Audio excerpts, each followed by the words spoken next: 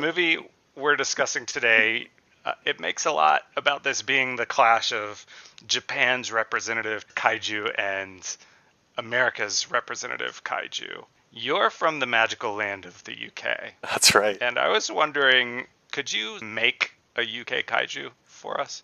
I don't know if I have to. We already have one. It's You have one? With the Loch Ness Monster. Oh, yeah, Nessie. That's Nessie. True. Absolutely.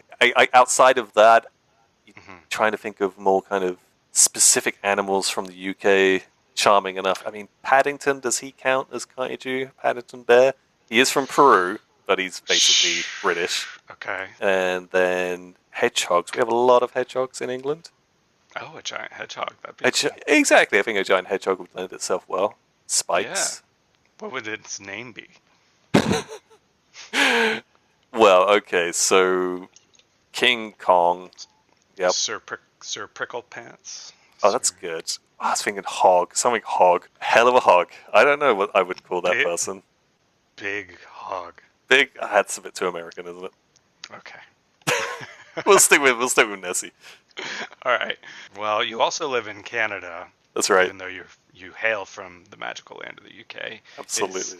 Does Canada have a kaiju, or should we quickly make a waffle-loving? I passed my Canadian citizenship test, so I should know this, shouldn't I? If they have something akin to the Loch Ness Monster. Yes, that's question number one. It's not even on the coins. It would be, I don't know, a combination of a moose, a beaver, and a salmon, perhaps? Whatever that comes together to be. The tail of a salmon, definitely. Yeah. Head of the moose. What was the other one? A beaver? The beaver. Wow, that's tricky. Maybe the it best also part needs a beaver tail. Right. 2 tails. And the teeth. The moose can have the teeth, right? The beaver teeth. Terrifying. That would be, yeah, man. I'd like to see that. Determined as well. Salmon are determined. Beavers are determined. Moose are very aggressive. Okay, so the last thing this one needs is a name. Okay, just normal Canadian names that I've picked up on. Cody, maybe. Cody. Gonna call it Cody. Big Red Cody. Big Red Cody. Cody LeBlanc, maybe. Okay. That's 12 concussions, Cody. Something like that. Oh, I like that one. Fantastic. All right, well, I think our job's done here. We are. Good job. Nailed it. Nailed it. Continuing to nail this.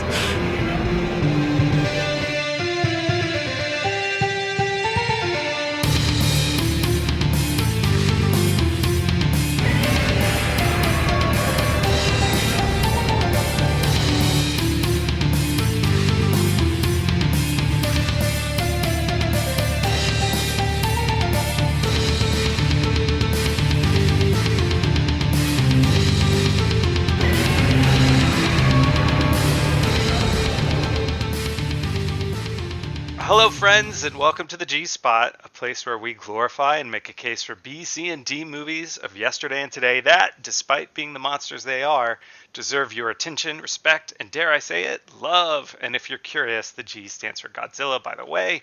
I am one of 2 of your intrepid kaiju co-hosts. I'm Raymond, and I'm not alone.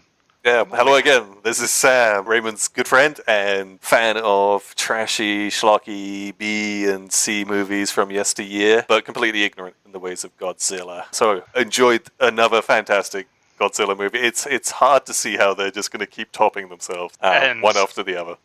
Yes, it's been one great delivery mechanism, this franchise, for good schlock. And King Kong vs. Godzilla today, everybody. 1962's King Kong vs. Godzilla. This third one, man, woo! They've cranked it up. Yeah, it is. It's an awful lot of fun, absolutely. Lots to talk about here, and you think you understand these movies, and they refuse to be understood. I think that's a great read on it. Yeah. Like, I don't know, they just add some new element each time. This time we have a lot going on this time. We have a lot going on this time, but there's a lot to talk about. Yeah, I don't want to step on anyone's toes, but I mean, it's going to go international for the first time. I feel like we've really gone to the world now. That's a big part of this. The obvious thing is color. We have entered the 20th century, and It is such a game changer. Oh, I know. How did you feel about seeing both Kong and Big G in color? And let's just say this is the first appearance of both King Kong and Godzilla in color. I think it took me 5-10 minutes into the movie for it to actually dawn on me that we're in color. Yeah. But when it does dawn on you, doing what we're doing, watching them as a series, you do start to engage in it in such a different way because the mood of these movies keeps changing from Yes. the first, second, and the third. I will say one of the big things that stood out to me was just how legitimizing color is to Godzilla and his atomic breath.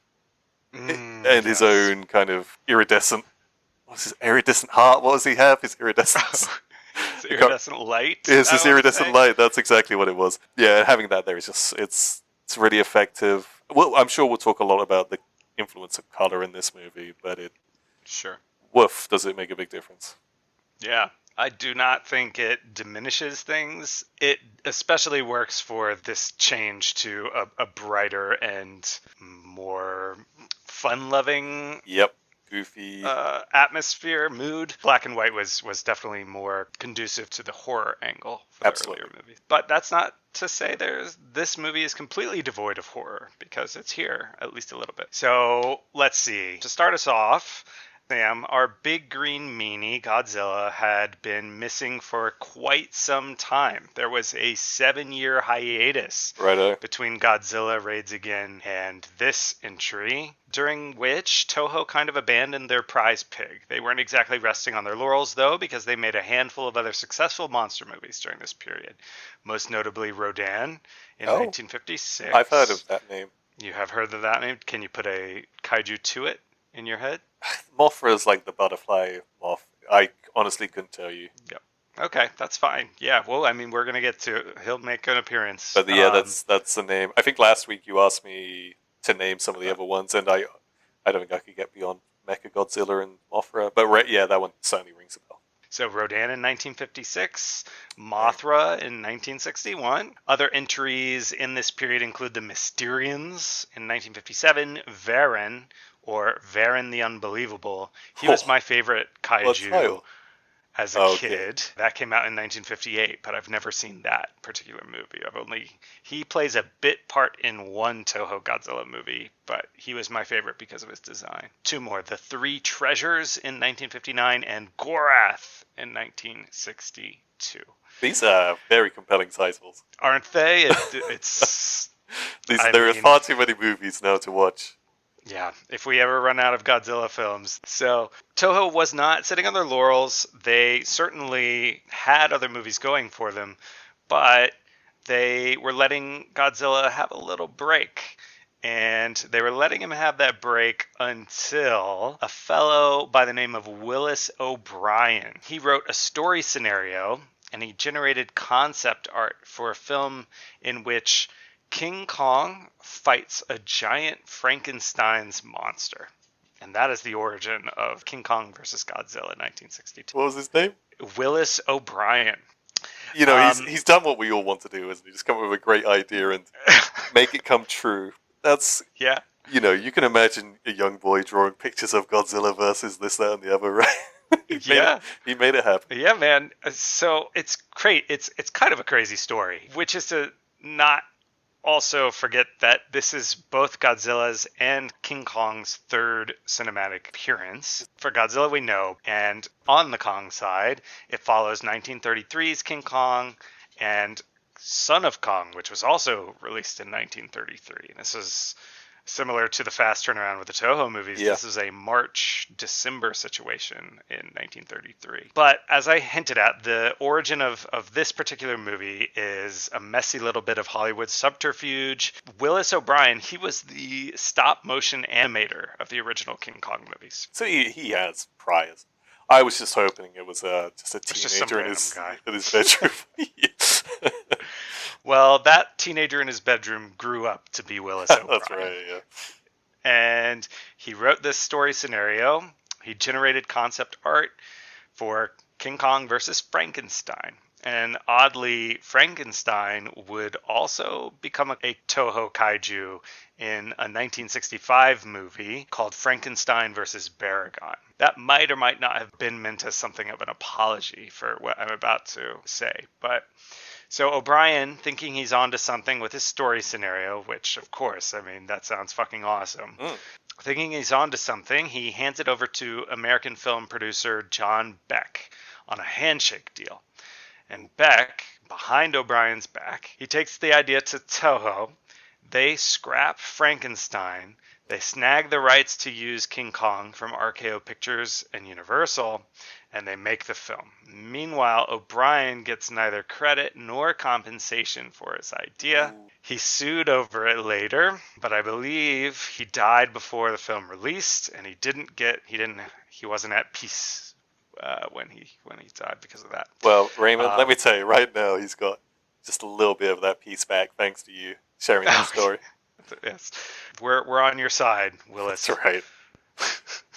I mean, John Beck, like, this guy apparently screwed over quite a few people in his day. He sounds like a bit of a dog. When was it? So this would have been in the 50s, 60s. Beck was at work. Yeah. So like late 50s, early 60s. So I'm just trying to picture, this kind of slick backed hair, American producer, can't be trusted kind of character who's sleazing his way around Hollywood. I think if you look at his Wikipedia picture, that's exactly what is it really? We'll see. Yeah. Stereotypical producer type. But let's get this out of the way up top as well. This movie was wildly successful commercially, and we basically have this one to thank for Toho recognizing that Godzilla, he wasn't just a kaiju, he was the kaiju. You're gonna be a star, baby. Yes. The following statistic is from an article written in 2014, so it doesn't account for Godzilla -1, which was very successful in its own right, but I'm pretty sure this still stands. The Nihon Aiga Broadcasting Corporation. It lists King Kong vs. Godzilla as the most attended Godzilla film in Japan to date. And again, to date is 2014. Do people go to the movies to watch movies anymore? So attended it's a really hard comparative to these days. But I mean, I take you can easily take its point up to 2014. Yeah, wow. For sure. Yeah, up to that point. That's still 70 years. And I refuse to look at how many Godzilla movies there are because I think it would just be quite overwhelming. But I don't know how big of a commitment precisely actually made. But there is a part of me that knows that number is quite large. So if this is number one, right? I assume it was not just number one Godzilla movie, but one of the biggest Japanese movies at the same time, right? Yes. So that's a pretty big deal, right? Yeah, I'll get into close enough to exact figures very soon. But that's everything I had up top. Did you have anything else, or are we ready to get into some nitty-gritty info about the movie? Let's get into nitty-gritty. I did a modicum of research myself, and I learned some things that surprised me about one reoccurring character and one reoccurring actor, which I was surprised that I picked up on it, but clearly I'm learning. But we'll talk about that when it comes up. Okay, cool. Well, I'm very excited to hear that.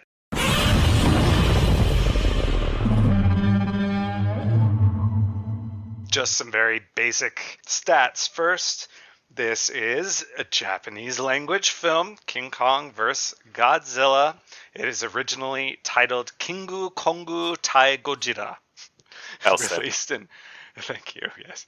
It stars Tadao Takashima, Kenji Sahara, Yu Fujiki, Ichiro Arishima, Miehama Shuichi Hirose as King Kong, and of course our man Haruo Nakajima as Big G Nasty. Big G Nasty. We need to find out what he was doing in the meantime. Do you think he was in the 7 years? Oh yeah, I think he was. Was his name Radon? Rodan. Thank you. Not be surprised if he was pulling shifts as other kaiju. Yeah, just building up that resume. Headshots. Godzilla, Rodan, Stay Puft Marshmallow Man. That's right. This was, again, directed by Ishiro Honda. He was absent from the second entry in the franchise, but this is the same director from Godzilla 1954. He was absent because he was making the film Love Tide, as we mentioned on our last episode. I'm so curious about Love Tide. I'm sorry. And we spoke about the director last time as well, because the replacement director, or the second director, was kind of your B-movie go-to guy. So you wanted Right. So it's kind of heartbreaking for that gentleman. And I didn't know Honda was back. And you have to remember how serious the first movie is, and how somewhat less serious. How not serious this is, yeah. And exactly, and then this one just continues on that kind of descent to madness. So do you think Honda just said, if this is what you guys want, I can do this?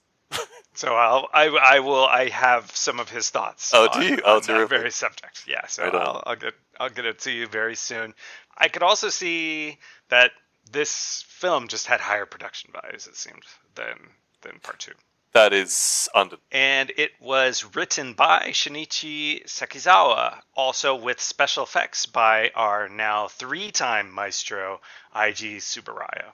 It's interesting to see which members of the team stick around for, like, who all has been on every single project so far. You do well to remember this. Yeah. This film had an initial release date of August 11th, 1962. It has a runtime of 97 minutes, so it's a little longer than our last one. On a budget of 150 million yen, that's the equivalent of $432,000. I believe that's modern or contemporary dollars. I'm not totally sure. This film grossed an estimated 352 million yen on release, so more than double. Yeah. And 10 million US dollars worldwide. This figure is a little sketchy, however, and I just learned this week that Japan used to track the number of tickets sold rather than the money made for movies. Okay. So they're doing gross rather than net, I guess. Yeah, number of eyeballs that saw the movie. For comparison's sake, the 1954 original sold 9.8 million tickets. Raids Again sold 8.3, and this sold 11.2.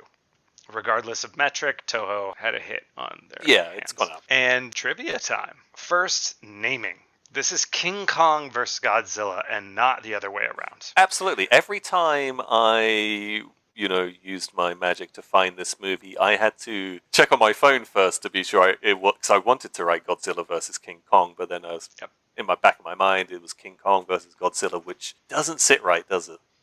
It's strange, but I think we've just been conditioned to think it's strange, by modern interpretations. Perhaps that's right. Yeah, perhaps I'm not being consciously cognizant of the current movies, but I would just assume Godzilla is the consistent character in this, so they would be first. You're right. It could certainly be modern tastes. Yeah.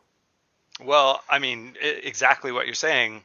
King Kong, he was given top billing here because Godzilla was still a threat and an antagonist in the storyline at that point. And absolutely. He was not a hero. Toho didn't know he was a viable, cash cow yet. So, of course, put King Kong first. And King Kong in the movie is arguably still the hero. It's funny you use that word hero. One of the lines that stood out to me just before the incredible fight, which we'll get to later, a character says, 2 heroes cannot coexist. One of them must destroy the other, or something to that extent. So, certainly they say 2 heroes cannot coexist, but 100% Godzilla is portrayed somewhat less so by the villain in this piece. Yeah, I mean, he, right out of the gate, he's destroying stuff, and we'll talk about it later. But and King Kong is a victim in this movie. Let's be clear about that. He is a victim in this movie. For sure. He's kidnapped. Precisely. He's straight up kidnapped. Okay, yeah, this is a wild movie, so I'm very excited to talk about it. The current ongoing Legendary, and that's the film studio Legendary, their remake series. I mean, they even have a movie coming out next year, and it's still Godzilla x Kong. I think we're just programmed to hear Godzilla's name first. And that'll be the 3rd team-up film that those two have had in the Legendary film franchise alone. Can you imagine the incredible critiques we're going to be able to make to our wives as we watch that, knowing we've watched this? Oh my god. They're in for a treat. Those.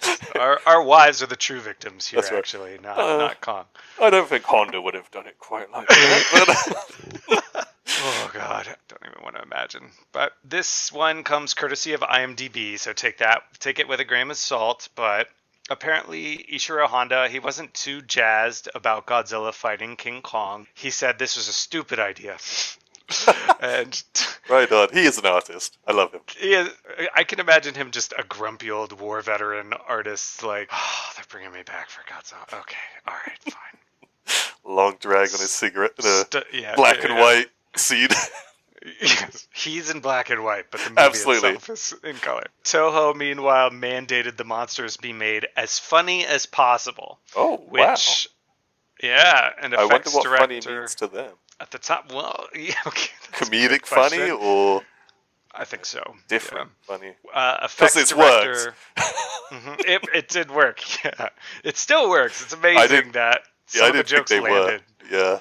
I didn't realize they were going so hard on. Effects director Tsubaraya and screenwriter Shinichi Sekizawa happily embraced this concept. Eventually, Honda also came around, seeing the possibility for satire rather than purely goofy hijinks. He's quoted as saying, "Mr. Sekizawa satirized social conditions well.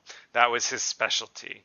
The reason I showed the monster battle through the prism of a ratings war was to depict the reality of the times. People were making a big deal out of ratings, but my own view of TV shows was that they did not take the viewer seriously, that they took the audience for granted. So I decided to show that through my movie." I'll speak to that TV stuff later, but it's interesting because you can see what they're saying to a certain extent in the movie and some of the characters. A lot of that is represented by one character in particular. Precisely, but I don't think it hits as a social commentary whatsoever.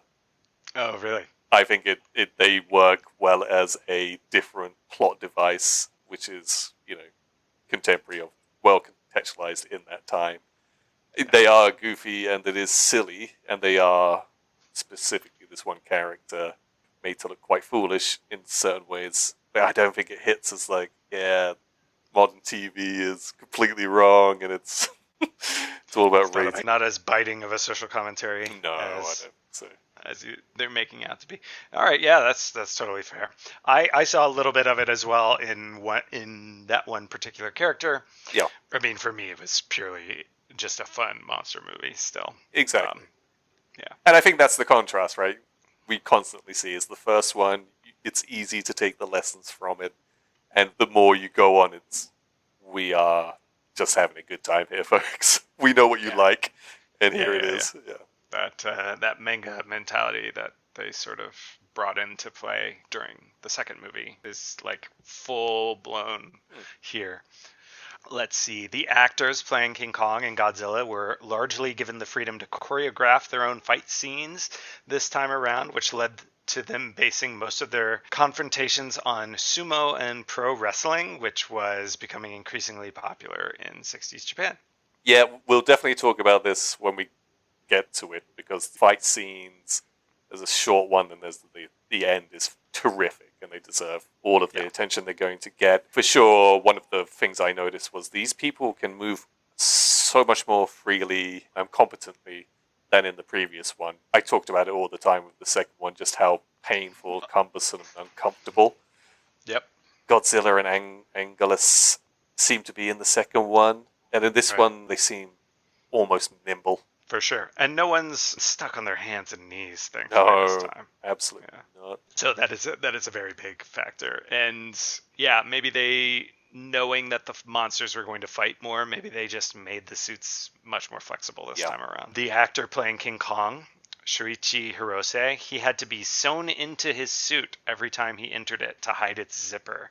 And I believe that's similar to how most superhero movies do things nowadays, but it sounds absolutely hellish because you're in there for hours.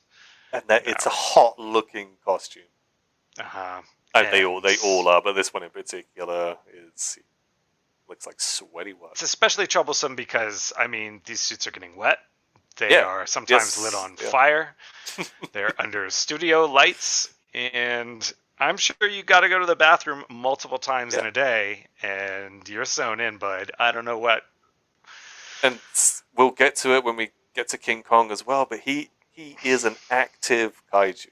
He Oh yeah. moves with haste, Oh, which adds boy, to the does he! swayness. Yeah. Also, on the topic of the Kong suit, apparently most of it was covered in expensive hand-dyed yak hair, and Oh, because RKO, the at the time rights holders to King Kong, decreed that Toho's Kong should look different from the American version, his face was actually based on a Japanese macaque rather than a gorilla. a macaque. Yeah. Macaque. Okay, sorry Okay. about that. Macaque. I was curious about that, and perhaps we'll talk about it when we get to King Kong's first appearance. But yeah, I was going to ask you how they come across and your understanding of King Kong from what you've seen before, because I was a bit not confused, not taken aback, but I certainly thought this is not necessarily the King Kong I know. I think there are homages and elements Oh, there are. of There's definitely what homages. he used to be. Yeah, in his appearance, and there's certainly homages here. Yeah, there's definitely some of Toho just being weird in there, and Fun. there's also some holdovers from Frankenstein and the original screenplay here, I Okay. think, as well. Despite the tokusatsu genre and Eiji Tsubaraya's predilection for live-action effects, Tsubaraya employed the much more time-consuming technique of stop-motion animation in 2 scenes. Absolutely. Yeah. Yeah, And they're so you very caught them. short. They're very short, but yeah. And that's the giant octopus grabbing one of the natives and swinging him around, and when Godzilla drop kicks King Kong. That's right.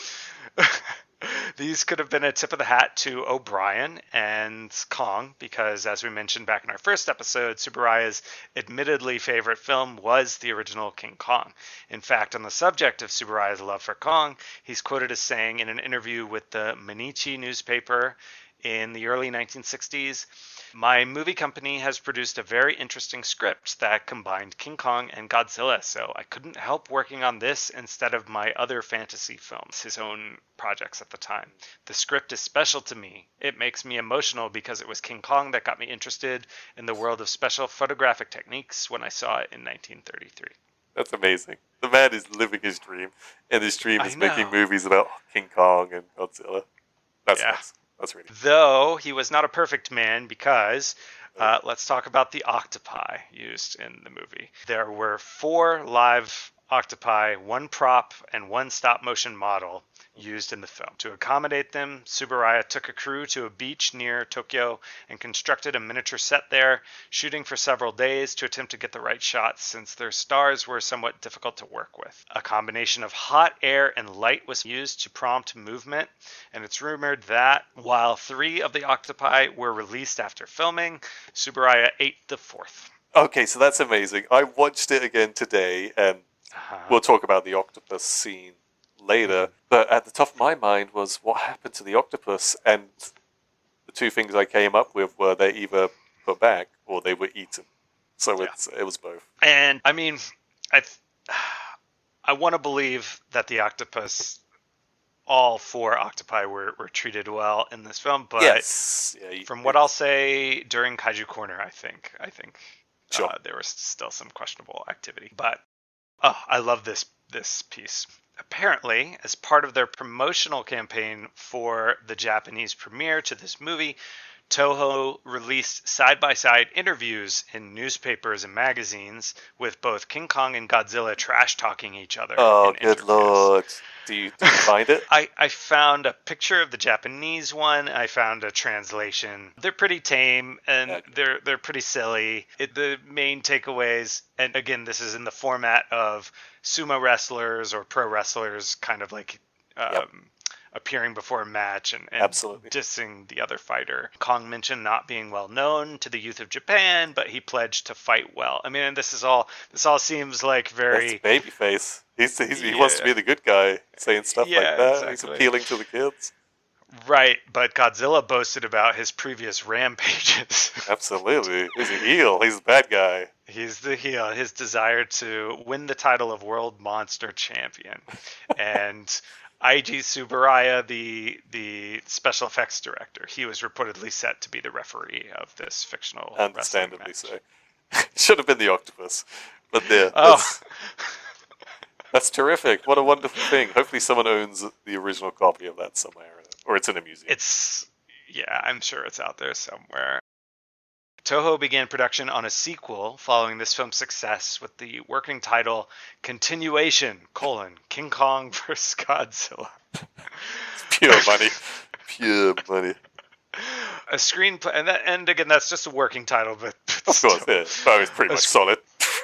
Yeah, no notes on that one. A screenplay was prepared, but the film was eventually scrapped. Several loosely connected spiritual sequels with no substantial narrative ties to the film did come about, however. The previously mentioned Frankenstein vs. Baragon has elements of what could have been a sequel and at least kept Frankenstein from O'Brien's very original screenplay. That was released in 1965. Baragon itself is a kaiju that's going to cross paths with Godzilla at some point. Toho's own 1967 film King Kong Escapes. Toho also tried to remake this film in their Heisei era. So I'll mention again that we are now in the Showa era. The, I think, second era in the 80s is the Heisei era. So they tried to remake this one. We'll be very old by the time we get there, I imagine. Yeah, dude, we're gonna be in our own Heisei era. That's right. If you know what I mean. I'm sure we all do. The Heisei era, though, that's 84 to 95. But they couldn't get the rights to Kong from, at the time, rights holder Turner Entertainment. They also attempted to sneakily work around this by considering several projects involving Godzilla and King Kong's machine variant. Are you ready for this name? It's yes. Mechanicong. That's pretty great. I think it's pretty solid. I would watch the TV show, I'd buy the toy, I'd play the computer game. Oh, for sure. And I want to say Mechanicong appeared in a movie somewhere. I don't know who he fought. I'm pretty sure I've seen Mechanicong on a film poster, and he's as amazing as you'd think he is. Oh, true. But sadly, nothing materialized with Godzilla. If they were to make a direct sequel to this, what would you like to see in that, Sam? What would I like to see? Yeah. Well, of course, the baffling explanation for why Godzilla has reappeared. Yeah. They always cook up something. I guess this time around, Godzilla should go to King Kong's house, his home. You know, the return match, the return leg. Perhaps like a world tour of them, just scrapping on all of the islands around there, and different cultures and countries, kind of letting them get on with their thing. Yeah. Okay. Yeah, see a world tour. I like that. So, Sam, do you know what time it is? It's time for the return of our infamously famous segment within a segment, alternate international release titles.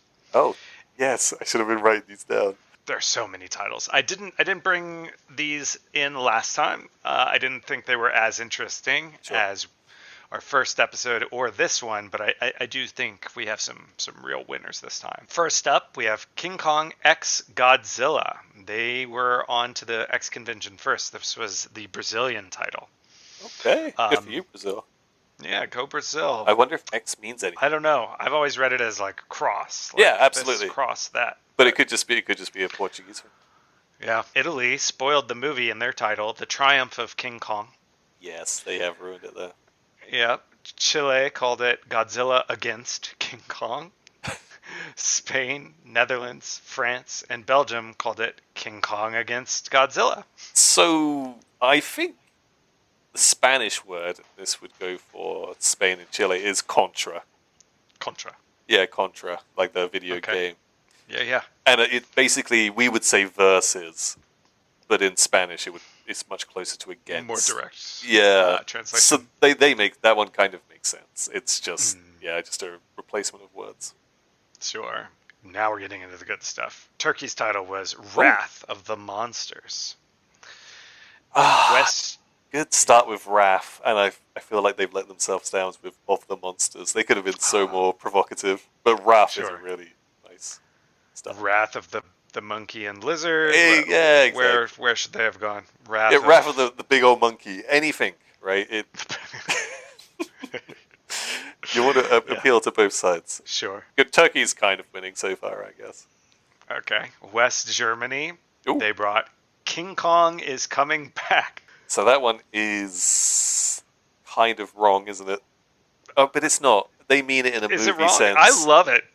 They mean it in the movie sense, don't they? Not in the narrative sense. Yeah, I guess so. I guess yeah. Who knows what those crazy West Germans meant? Exactly. He's coming back, though. And what does that sound like in German as well? Yeah. More importantly. Next time. So for the fourth movie, we'll get the West German dub. And we'll analyze that one as best as we can. I'm sure it would be fun. And there'll be some East Germans hopefully still alive listening and being like, that's the one I hope to watch. But I never got to see it. Thanks, Raymond. Thanks, Sam. The Taiwanese title was King Kong Fighting Dinosaur. It's funny how they've decided that Godzilla is a dinosaur, but they haven't said what King Kong is. Right, he gets his name. Yes, should it ape versus dinosaur? Is that what we should be saying here, Taiwan? You Ape can't have it both ways, can would be, no. Well, they did. They tried did. to. Yep, they did. Yeah. Sorry, yep, you're quite right. You absolutely can have it both ways, Taiwan. All right, my last one here. This is from just a German video title, apparently. Okay. Battle Party of the Giants. There we go. There's the winner. That's why you've saved right. that one till last. Yeah. That is, I sort of stacked the deck. Yeah, you absolutely did. They didn't really get excited until Turkey, and then they just got better and better. Yeah. So well done, Germany. You can title a movie well. Yeah, good job, guys. Battle Party of the Monsters. All right, one last piece of trivia, and that concerns the American redub remake that came a few years later, right? 1 year later, rather, in 1963. Haven't watched any of these American movies yet. I saw a bit of this one. Did you? On accident. And they add some weird, UN boardroom scenes where basically you're getting exposition dumped on you. Okay, this is what's happening.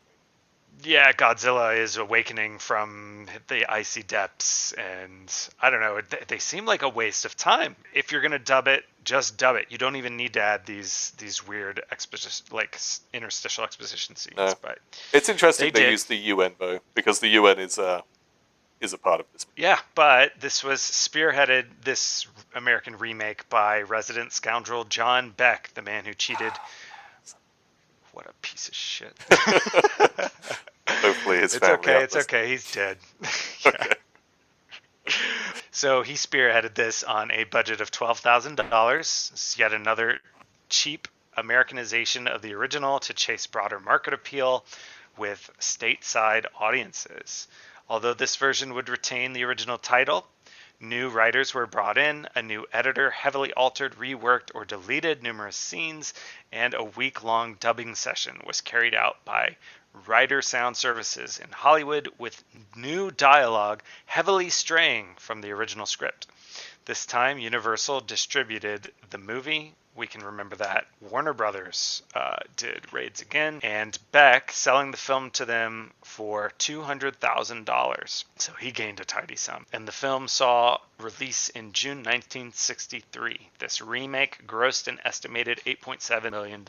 So it did well. Did well. Yeah, well, okay. These were profitable. They just gutted it, though, didn't they?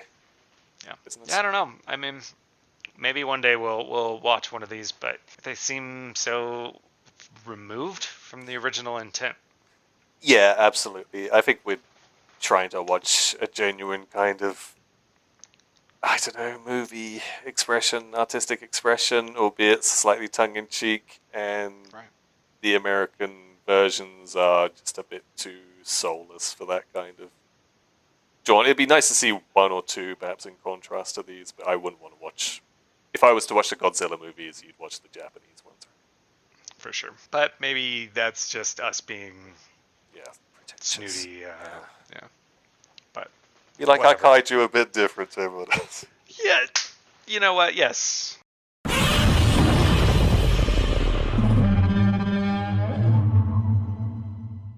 All right, so that concludes trivia. Let's get into the film itself. Sam, can you give us an elevator pitch I will. for this film? I will certainly do my best. Yes. All right. Bear with me on this one. So, long gone, the moody, monochromatic, broody black and white monster movies, because here comes Godzilla in glorious Technicolor. This is a movie where marketing schemes marry with monkey juice. The plot in this one is not driven by scientists or pilots, it's driven by PR men, mad, who, in the name of TV ratings and national pride, send King Kong sky high to fight the most electrifying monster fight that I have certainly ever seen. Ding, ground floor. Yeah. Thank you for that. Wow, what a fun time. This movie. Yeah, from start to finish, basically. Again, it's always worth talking about the intro credits just because they're so dramatic. The first one is always going to be the standout. The standout, absolutely. Genuinely, I mean that as well. But again, this one, the intro credits are bright and bold in reds this time. They seem more serious the way they've been kind of designed. And we get this kind of background orchestra, choir, maybe not orchestra, but choir singing at us. And it's quite an imposing intro. But it feels like the budget's a bit more there and perhaps a bit bolder. Yeah. I didn't see this twice like you did, only once recently. But was the choral singing there? Was that Faroe Islands? Were those the natives? It's the same. Yeah, it's the same music that the Faroe Islands. Yeah, but there's lots of singing. It has important functions. Singing your Faroe Islands, which we'll get to. Yeah, man. So the movie sort of opens in a TV station, and it is a science show called the Miracle Series. Miracle Series, yeah. Which has somewhat struggling ratings and which is backed by a pharmaceutical company. The science show is asking us questions like, what would happen if the Earth stopped spinning? And it's also grappling with questions that we are still talking about today, like rising sea levels and melting ice caps.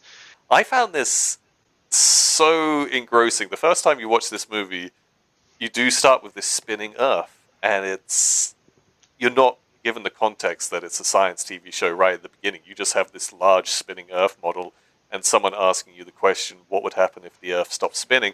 And I assumed we were going to get some story about, well, monsters would appear, dinosaurs. It's a really different direction style we haven't seen before. Yeah. And when it went into the science show, I was like, oh, that's a great transition. There are some good transitions in this movie. Very much. But I found that globe thing, because you never know what you're going to get watching these movies. That's what I've kind of picked up on. Yeah. So I was really excited to see where they were going with this. I wasn't disappointed, but I in my mind, I was like, well, please carry on with whatever you're doing right now, because it's very direct. It's you're not sure where it's going. Yeah, I think this is a result of a more practiced and maybe more artistically devoted filmmaker at the helm, bringing in those transitions and bigger ideas. And in so many ways, this is a grander vision, not just those kind of transitions, movie making, because the first ones they're very small worlds. I mean, we go to Osaka and Hokkaido in the second one, but it's a small cast of characters typically, and it feels like in this movie not only do we have like grander ideas for direction, you have so many more characters, such grander design, set designs, monsters, model designs, and we actually do travel the world. We do go to different places. Everything seems slightly grander and better. We might also just be seeing the Japanese film industry kind of growing up as well.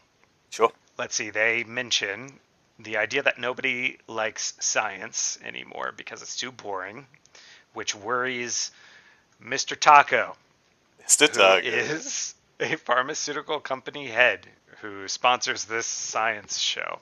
Shall we talk about Mr. Taco a bit? We should definitely talk about Mr. Taco. He is immediately charming. I fucking loved Mr. Taco. Yeah. Yes. So I was, on a visual level, in my mind, it seems like they've designed him on Groucho Marx. Physically, in his appearance. He has the large mustache. That's a good point. He has the large glasses, relatively short, thin man. It's an appearance which we are supposed to find funny. I think it's been designed to get a laugh. Yeah, the actor brings a lot of physicality to Yes. the role, so there's a lot of physical humor and over exaggerated reactions to things, falling over, some slapstick. Absolutely. Yeah, there's a slapstick, and everything he says or does is to the extreme, whether it's joy, anger, hope. Yeah. And on top of that, everything that fuels him, and this goes back to the Honda point, I suppose, about his satire on the television industry. Everything that fuels this is that him. character we were talking about. Yeah, everything that fuels him is entirely about raising TV ratings at the cost almost of absolutely nothing. His final line in the movie, I think, is, well, there's nothing we can do. That is not what Mr. Taco thinks. Through 99.9% of the movie, he always has an idea of how to fashion this situation to improve TV ratings. Yeah. That's all he cares about. He's a very cartoonish character. He's at once a villain and a hero. Or not a hero, but a focal point character. Yep. I guess an anti-hero or a morally gray character. He's definitely the kind of character you could see if something doesn't go his way, he'd take his hat off his head and jump up and down on it. That's right. Absolutely. Like cartoonish sort of way. Yes. Plus his name Mr. Taco, which now I thought of something. Octopus in Japanese. Isn't that also taco? Oh, like taco. What are those lovely Japanese balls? Those balls are takoyaki. Takoyaki. Yeah. I'll take your word for it. I don't know for sure, but yeah. Well, because in Kaiju Corner also we'll talk about the word for octopus a little bit. I think I have it somewhere, but I don't know. If his name is Mr. Octopus on top of everything, then that just, he might be the standout of the entire franchise. Absolutely. And at that beginning, as you described, Mr. Taco is frustrated because this science TV show, The Miracle, has terrible ratings. It's boring. That's what he describes it as. And he takes out his frustrations on a character called Obayashi, who is one of the PR men there working for Mr. Taco. Right. He is the journalist in the first movie. So if you recall, there's a journalist who wants to speak to Dr. Shizezawa, I want to say, in the first movie. It's the same actor.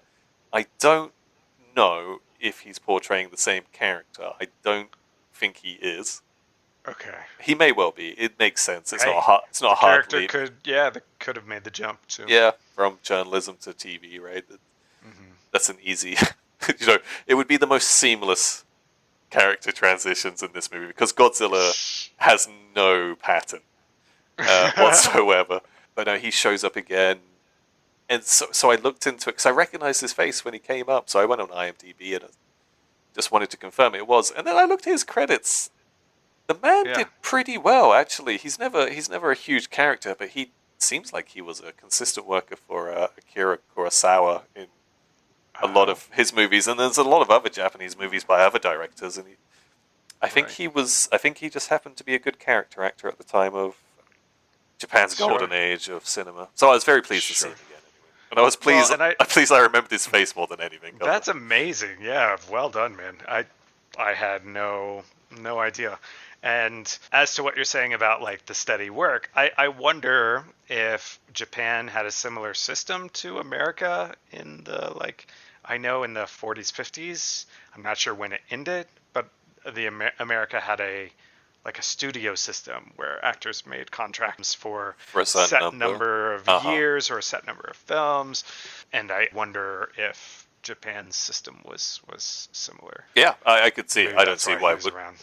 I assume majority of the world is taking its cues from Hollywood here when it comes to making their own movie industries. So Mr. Taco, he wants to do something in the realm of science to boost the ratings of this show.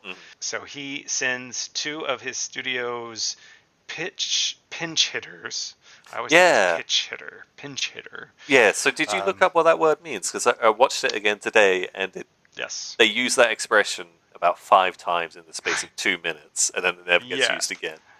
Yeah, so they are sort of jack of all trades at the film studio. They fill in wherever they're needed. Okay. We're introduced to one. I have their names as Tsubaraya and Osamu. Always, we're sorry for the names or for our pronunciation. But we're introduced to one of them, I think Osamu, doing a drum commercial. He was going to be my MVP NPC nomination until he became the main character of the fucking movie. So it's funny because that commercial was great. It's great, and it's a commercial for, I want to say it's called like Passion, and it's all about giving people vigor. Yeah. So Taco gets these 2 pinch hitters who, again, basically just serve whatever role that's needed at the time. So he plucks one of them from a commercial for Passion and tells him and Kinsabaru that they are going to be sent to an island called Faroe Island off the coast of Central America. Oh no, it's close. It's the Solomon Islands. So that's in the Solomon Islands, just north of like Australia. Oh, okay, all right. So it's like South Pacific-ish. Yes. Okay. Prior to that, and I think it's another smooth transition. I think the Miracle TV show says, the UN are sending scientists on a submarine to explore this iceberg because this iceberg's been shining. Right. And then they kind of zoom in on the TV of this submarine, and then all of a sudden you're into the actual submarine itself. Yeah, very artsy transition. Yeah, it's beautiful. Stunning work. And this is kind of our first time seeing Godzilla on the world stage, because this is the UN. It's not Japan. This is a submarine filled with foreign actors. Absolutely. And they're in the Arctic. And they are dubbed. They are dubbed. Badly so. Badly so. The set is... I don't think it's the set that bothers me. It's just... I have visions of what being in a submarine must look like, and I imagine it's dark and it's gloomy and it's incredibly intense. It's certainly not brightly lit, looking like a boardroom with a bunch of men in suits for some reason. Yeah, exactly. So we have the kind of old white men in suits who are the UN scientists. Who the fuck are these people? So not casually dressed, they're very formally dressed. It's formally dressed in suits. Like they were just plucked from their meeting at the UN, put in the submarine, and sent to the iceberg. So it stands out as being quite funny. I don't know why this made me laugh, because it probably was normal. But the captain, who I have a lot of doubts about him. I don't know how he became a captain. He wears white gloves, and so do some of the other people on the main deck there. And I just found those white gloves it just takes you out. It just reminded me of Mickey Mouse. I know we've given our MVP NBC award to non-human actors 2 weeks running, but I swear, if you nominate these white gloves, no, I'm going to leave this podcast. But I did. I gave a moment of consideration to the scientists. I don't want to get too ahead of myself in the narrative of this story. Okay. Before those 2 gentlemen, the PR men, go off to Faroe Islands, by the Solomon Islands, this submarine crashes into this shining iceberg. It straight up nosedives into this iceberg. What were they thinking? Thank what were they you. doing? That was my thought as well. How did this man become a captain? The iceberg's not moving. It's not moving. And it's not moving. It is, as Raymond says, he has nosedive. It's not like the Titanic where they've just kind of clipped it. This is specifically the point at which they're aiming for. Yes. So this is purely an issue of nobody stepped on the brakes. No one turned the propeller off on the submarine. And here's the thing, and I'm going to bring this up a couple times. We are supposed to suspend disbelief. The movie is called King Kong versus Godzilla. But there are moments in this movie which sometimes positively, and I'll talk about that for my MVP part, but also negatively, where a bit more common sense would have hurt. The other thing that stood out on me, this iceberg, we'll get to the reason why it's important, but I'm going to call it a pissberg because it is essentially urine color, and this urine-colored dye is kind of floating in the water beside this toy submarine when it's being filmed. Yeah, the captain did a terrible job. His horrible driving skills have awakened Godzilla, which sets up this movie. So, all right, at least you've done something for the plot. Gives us... I'm still kind of trying to figure out how they did it, but there's a shot on the submarine itself where there are flames That's burning. right, and that's when we first hear the roar. Yeah, I'm like, oh, we're back, baby. Like, yeah, absolutely. So, very interesting sequence, them just crashing headlong into the... yeah. Like, what's it called? Deus Ex Machina? Like, this the God machine. We need this to happen, so... Yeah. As a submarine into an iceberg. Unbelievable. What an interesting angle for the screenplay. Sure. How do we get Godzilla back? I'll just crash a submarine in. I think we get to take it that they're all dead. Yeah. The last moment is the captain calling for, like, there's emergency, and they're all jammed up, and then we see the flames, and then we hear Godzilla's roar. That's the end of it. Yep. We know he's back. We know they're dead. And this tragedy, in quotation marks, is cross-edited with Mr. Taco giving the spiel about going to Faroe Island. So we have one kaiju set up. Mr. Taco wants his two pinch hitters to go, and they keep reminding us that this is what they are. He wants to send them to Faroe Island to record a documentary to boost their ratings because a Japanese sailor or something, or businessman. Yep, I think he was perhaps an executive for the pharmaceutical company. Maybe this executive, he's been out in this part of the world, and he's overheard that the people on Faroe Island are claiming that an evil spirit is going to soon awaken. And also... He brings back a very specific red fruit.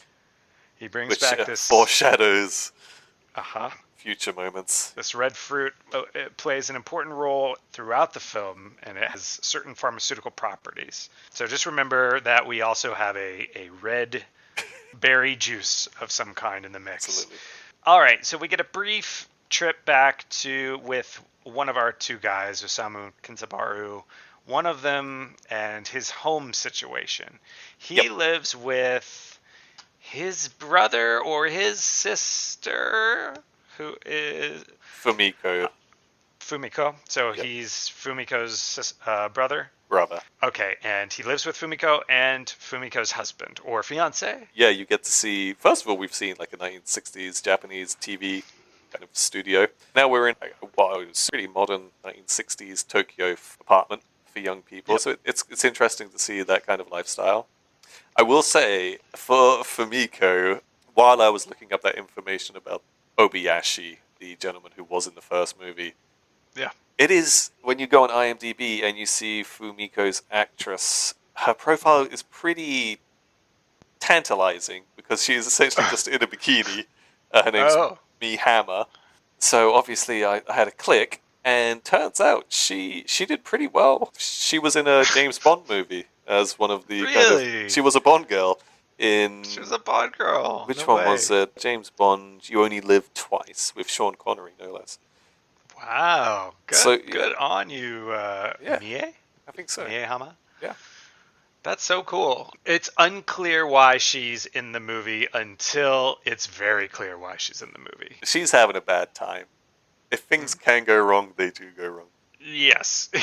Yes. But for now, at least, she's just part of a very, to my eyes, strange Three's Company style living arrangement. It's energetic because we know one of them's off to do this PR tour for the Solomon Islands. And the other one they foreshadow seems to be some kind of engineer scientist who has designed a new fiber, which is as strong as steel, but as, what's the word? Supple as silk, I think that's the way to describe it. And he demonstrates the strength of this new material by dangling carelessly off his kind of apartment balcony, but he's always safe because he has this material. Right. It looks kind of like fishing wire. Yeah, it looks exactly like fishing wire. But it apparently has the strength of a bungee cord, or a steel bungee cord. And yes, he demonstrates it in the most the most reckless way possible of hanging off their balcony. If I were Fumiko, I would be pretty pissed off. I wouldn't be friends with that man. Yeah. What a silly man. But exactly. they also have a very delicious looking steak. Yeah. I really wanted some steak and beer and chips, as you call them. Does that speak to America's impact on Japanese lifestyle, do you think? Maybe so. Yeah, maybe some holdover it looked good. Steak and chips and beer. Yeah. Absolutely. Yeah. So this engineer character, he gets lost at sea. He was about to leave on his own journey, and his boat, which is called the Shinsei Maru 2, it gets lost at sea somewhere in the vicinity of Hokkaido, where the iceberg has split open, and we know that Godzilla is probably back. I wanted to quickly say the Shinsei Maru shares a name with the Minesweeper boat in Godzilla -1. The name sounded so familiar, I looked it up. Easter eggs. Yeah, that's cool. Yeah, that was a cool little one. And after that, our pinch hitters, get to Faroe Island. Yes. I feel like we have a lot to talk about. We need to talk about. What's that movie? We need to talk about Kevin. Yeah, we need to talk about the Faroe Island. Yeah, we need to talk about Faroe Island. So, all right. So it's definitely a product of its time, which is early 1960s Japanese cinema. Yeah. Now, it'd be very easy to think of Japan in the 1960s and beyond as being, this cutting-edge, colorful, bright society, which it is in many ways. But like a lot of us, it had its problems when it comes to certain kind of stereotypes and, cultural representation. Sensitivities. There's some brown face. Let's get it out of the way. Right. When they approach, it's given this kind of it looks very similar to Skull Island from the original Godzilla King Kong movies. Yeah. And then as soon as they arrive, these Japanese men are greeted by a host of the indigenous people who are Japanese actors in essentially brown face. Yep. I would suggest that the noises they're making are based on Native American vocalizations. The stereotypical kind of what we would think of as like a battle cry for Native Americans. This is an amalgamation of like a lot of different indigenous. So that was my thing. Because when you look at the kind of the garb and the weapons, grass skirts, bamboo spears, feathered headdresses. So it feels like we're getting this Polynesian fusion with kind of sub-Saharan Africa. Polynesians, African. Yeah, I had all those. Right. But again, it's all done in brown face, really derivative interpretations of these people. And then it's a full-on mixing pot of stereotypes and just bits and pieces of cultures. They ingratiate themselves with the local elder by... So funny. Yeah, it's so on the nose. It is literally music taming the savage beast, because they offer a transistor radio, and once the music hits, they're taken in, and then the second gift that they are bestowing upon these poor people. Do you remember what they are? Cigarettes. Yeah. And who gets a cigarette? Everybody gets a cigarette, including your 8-year-old kid. They give him to a child. That kid gets 2. He gets 2, and then I think the mother takes 1. And I think that's really important, because they're saying, this isn't just for men; it's for children and women as well, right? Yes. Yeah, I think his line is, when he gives it to the kid, is like, "Well, don't blame me if the cop finds you." And then, here's a cigarette. If anyone hasn't seen this movie, I recommend seeing it just for the Faroe Island scenes alone. Like, not even like it's not even the kaiju stuff that is the appeal. It's just some of the oddities that you see in this movie. The music that comes out of the transistor radio, caught me so off guard. This like little girl singing that's right, crisply pop song, right? I don't know. It is awfully kind of up pitch and up tempo, isn't it? The music the Faroe Islanders make themselves is important. Well, it's pretty much the next scene.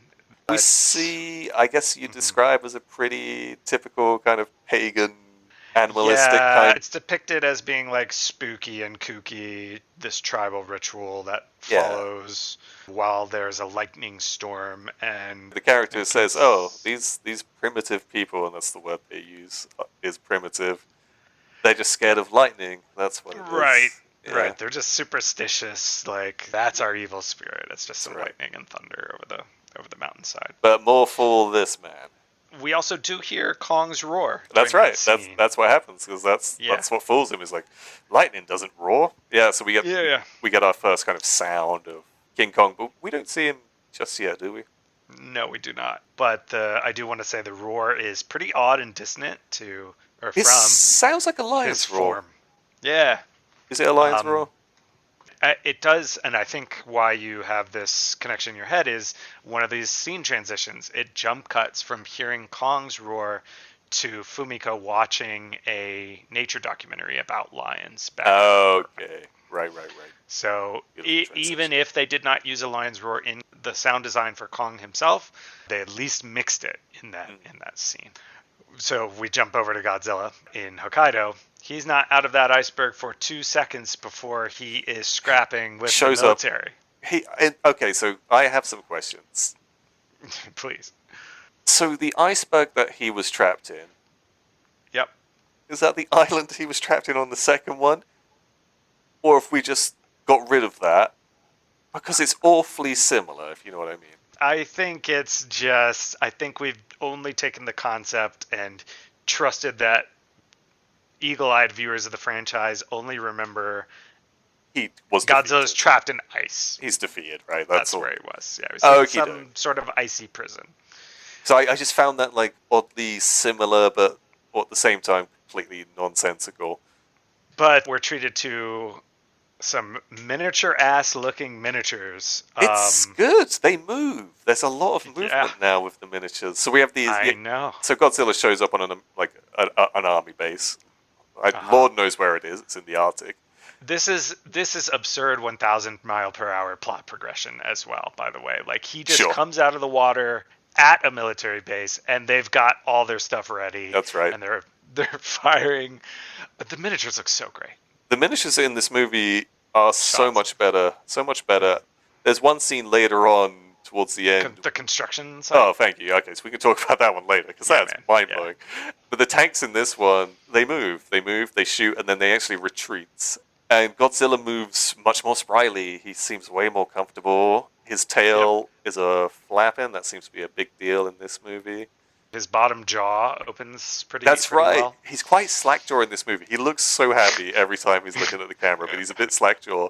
He's a little slack. He's stomping on buildings, and then we get to see his atomic breath in color for the first time. And his iridescent light as well. Plates on his back, kind of the edges of them light up in this light blue electric color. Which is so helpful, because as you and I have said, I think watching the first one, you'd think it was a freeze mist. Yeah, it's just this mist, but here it's very much more of a beam. Godzilla's fucking shit up right out of the gate this time. Couldn't care less. It's good to see him. Yeah, that's right. There are some static shots of newspapers immediately following that. These newspapers sort of announcing and doomsaying like Godzilla's return, and just the sort of jumping from one newspaper to another. It's very reminiscent to me of Wes Anderson, Martin Scorsese movies. Okay. And maybe it's just that specific type of visual information communication, but I just associate it with like, I don't know, higher caliber filmmaking. And yeah, it just reminded me again, like, it's so, like, this movie is just so much more competently made than Raids Again. And I don't mean that as a knock against Raids Again. I'm sure they were doing what they did with the budget they had at the time they made it, but For a 97 minutes, which is a good 15 minutes longer than the other one, it feels like I'm not watching a niche movie. I'm watching, a well-made, kind of modern for its time movie that goes by just as well. For sure. I can yeah. totally buy into that. Is it at this point we meet Dr. Shigezawa once Godzilla's appeared and Japan is basically wondering why? I believe we see him somewhere around here. So I do have stuff to say about him. It was Yeah. mostly going to be pretty aggressive, but going on IMDb just to get his name. Yep. Did you recognize this doctor from either of the first two movies? Well, now that you mention it, and to give more context, he works for the Defense Ministry, or he's a Defense Ministry representative in this movie. He's sort of just there to answer the press justifies questions. Everything. And he, that's my note. He justifies everything with just the most bizarre okay, thank you. factoids. So that let's talk just about got that one for everything. So so you're absolutely right. He is presented as a doctor, but he does work for the military. So we understand he's an academic, and that's his demeanor. Yep. That's the way he holds himself. Yeah. But his understanding of science is, well, this happened once. So therefore, factual evidence. So therefore, it's law. Absolutely. Yeah. His argument is that, well, Godzilla was hibernating because of the ice. He did not age. He did not receive disease. And to justify this, he talks of a toad or a frog in Europe that hibernated for 300 years and came back alive, and a lotus pod. 3,000. A lotus pod that germinates 3,000 years later. Now, yep. I'm not disputing those. That may have happened. It may not have happened. I'm willing to believe it. But it doesn't make it scientific law. It's not science. He does this again. He does it again towards the end of the movie, which is something involving lightning. Yes. Yes, exactly. Which is twice as infuriating as this one. And it bothers me. It's like, is that the best you can do? Because it's pretty terrible, guys. But here's I guess the one redeeming thing for him. Do you recognize the actor at all? Okay, yeah. Please tell me. Is he? He's not our eye patch scientist. He is eye patch scientist. Really? He's another doctor. That's crazy, isn't it? Clearly and not as good as she was in the first. It's awfully close to the one in the first one, right? Serizawa with an R, I believe, in the first one. And now Segizawa or something. Yeah. Okay. Well, he's playing to type, I guess. Yep. Well, he's a much better scientist in the first one. Much more noble as well. Much more noble, but he's getting work. He's just getting a scowly. Yeah. And it's in color. It's good. And it's in color, sure. When I saw him, and those were his arguments, and the air of confidence he has. Well, this happened, mate. You can check it out if you want, but deal with it. That's science. I'm like, what are you on about? Yeah. Why am I caring so much about this? I'm supposed to suspend disbelief, and I refuse to at this point. Sure. My next note is, again, just proclaiming my deep love for Mr. Taco, because he's doing some stellar physical acting when he's angry and stressed about the news of Godzilla's return and how it's again stealing his company's ratings, not to mention about all the deaths Godzilla is causing, but our ratings are suffering because of it. We just get that quick cut to him, and then we're back on Faroe Island where a giant octopus kaiju is attacking the village on Faroe. That's right. The context around this as well is that one of the guests from Japan, he's lost his nerves and he's kind of feverish. And to get him to sleep, a young boy is sent to get the red fruit to help him sleep. And we're told that's going to help Which we've seen before in Mr. Taco's office. Right. So he's gone to get this to help the Japanese man who's kind of lost his nerves. And they've learned about Godzilla's return at this point as well. Right, back in Japan. Back in Japan to calm his nerves. So the young boy goes down to get the red fruit and then is seemingly stalked by this octopus. The octopus kaiju, it attacks the village on Faroe, and I thought this is our moment of genuine horror. Like, this was generally quite gross and terrifying watching this. And listening to it, right? The sounds are a big part of this. Yeah. Oh, so much squelching and writhing in the dark, and just genuinely impressive superimposition of the Islanders chucking spears up at this thing. This is a real octopus, Dave. It's a real octopus, yeah. You're right. It is quite haunting. The noise, I think, does a big part of this, and it's very unexpected. Yeah. But I was assuming we just see Godzilla and King Kong, and this octopus deserves a mention when it comes to Kaiju Corner, that's for sure. In this scene, this is what made me think of Mr. Taco and the word octopus in Japanese, because in the octopus scene, either, again, Osamu or Kinsabaru says, "It's a real taco," pointing up at the octopus kaiju. Oh, right. So, okay. If taco is indeed the Japanese word for octopus, I love that Mr. Taco's name is Mr. Octopus. And they're presented as destructive forces. Yeah. Kong's debut itself is kind of a mixed bag, though I will applaud the movie for having so much restraint before actually showing King Kong. Mm-hmm. He's the last kaiju to appear in the movie. He comes in looking cool in the dark, but his fight with the octopus to heroically save Pharaoh's people is kind of lackluster. The octopus turns into an immobile puppet for a scene which latches on to top of his head.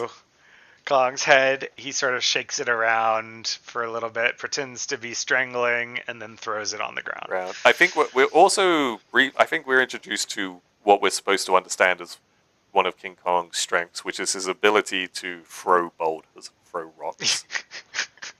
Yeah, it's a pretty underwhelming ability when you think that Godzilla's his atomic breath, but they introduce the fact that he can throw stones like they're boulders, like they're stones, and right. But you're right, the octopus on his head is possibly the best part of the fight.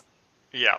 I can't quite remember what it is that kind of concludes it. If he chucks those two badly animated boulders at it, and then it promptly turns around and squelches back into the ocean. Yeah. That's right, and then it is time for King Kong to get his thing on. I mean, let's be fair to him. He came for the juice. He came for the juice, but he more importantly, he came to save the Faroe Island people of this giant octopus. Yeah. They clearly worshipping him. They respect him. He's not destructive in the same way that Godzilla is. So he's a good guy, and he demands a tribute, which seems to be huge vases or urns of this red fruit juice. And he next to downs him, and then we see him kind of dozing on his feet. This is all kind of a part of a ceremony that they sort of impromptu throw together. So a very sexy. It's a great music as well. Mostly women dancers. Yep. But then he drinks two more, and then he is flat on his back. Yeah. He's out. He's asleep. Which leads the island people to then begin this ceremony, I assume, to help him sleep. I don't understand why they sing this song if it's not to help him sleep, because they do it again later in the movie. Sure. Okay, yeah. So this is a lullaby. This is tucking in our big man. Yeah, and it's a very loud... Our big special boy. it's a loud lullaby. I'm thinking he's out. You don't need to worry about this music, people. For sure. If anything. So I'm kind of curious. We've now seen King Kong in his full outline. He's had a fight. He's fallen over. When you saw him, is that what you expected to see, the way he looked? He's long-limbed. He's tall. He's stout without being, overweight. His fur seems to be paler than the King Kong I normally think of. Did he come across to you? I had not seen this movie as a kid, but I had seen another one with a monster called King Caesar. Ooh. And King Caesar and King Kong are maybe quite literally cut from the same cloth. They're both big, hairy kaiju, and this sort of reminded me of King Caesar. So I wasn't that shocked. I also knew a little bit from trivia that they used poles in the arms of his suit to give his arms a longer appearance. And they do. They're very gangly. They're very long. Very gangly. Kind of how you'd see. What's that? Is it? It's like an orangutan. Yeah, that's it. I'm thinking how of the they Jungle hold their Book. arms up high. Yeah, that's right. Yep. if you've seen the Jungle Book, the way they dance at that, it's right. And those that's kind sort of of how motions. Kong runs in this movie, which is I love that physical acting. He's so nimble. When I saw him move so quickly, it just reminded Hmm. me of the zombies who can run like 28. Yeah. It's just like, whoa, you would not want this monster coming at you. No. And whereas Godzilla is the slow, plodding thing, Right. Kong runs at you with his hands held high above his head. And you're It's like, oh, fuck. intimidating. Yeah. He'd be doing some serious property damage. Yeah, he would. Even I was intimidated when I saw him move like that. Yeah, you would not want to be in his way. Yeah. And they did a good job with his yak hair, I guess. Well, what did you think of Kong's design? In my mind, he's the Western American one. He's He's just a big gorilla. he's a big squat gorilla. Yeah. Black hair, kind of snub nose face. This one's not. It's taller, long limbed, lighter. Face is not too dissimilar, but it's a bit more extended. But the faces on these kaijus are pretty sensational, regardless. Yeah. So yeah, it was a much more proportionally kind of stretched out, lighter King Kong. But yeah, he's knocked out, and they sing a song. Yeah. And then I don't know That's how true. they do this, and I don't know if this is the next scene, but they have managed Communicate. to tie him up on a raft and set sail. Yeah, so that's somewhere in there. Mr. Taco has the madcap scheme of bringing Kong while he's asleep on a giant raft to Japan to boost publicity for their company. Mr. Taco is the orchestrator of this battle. Yes.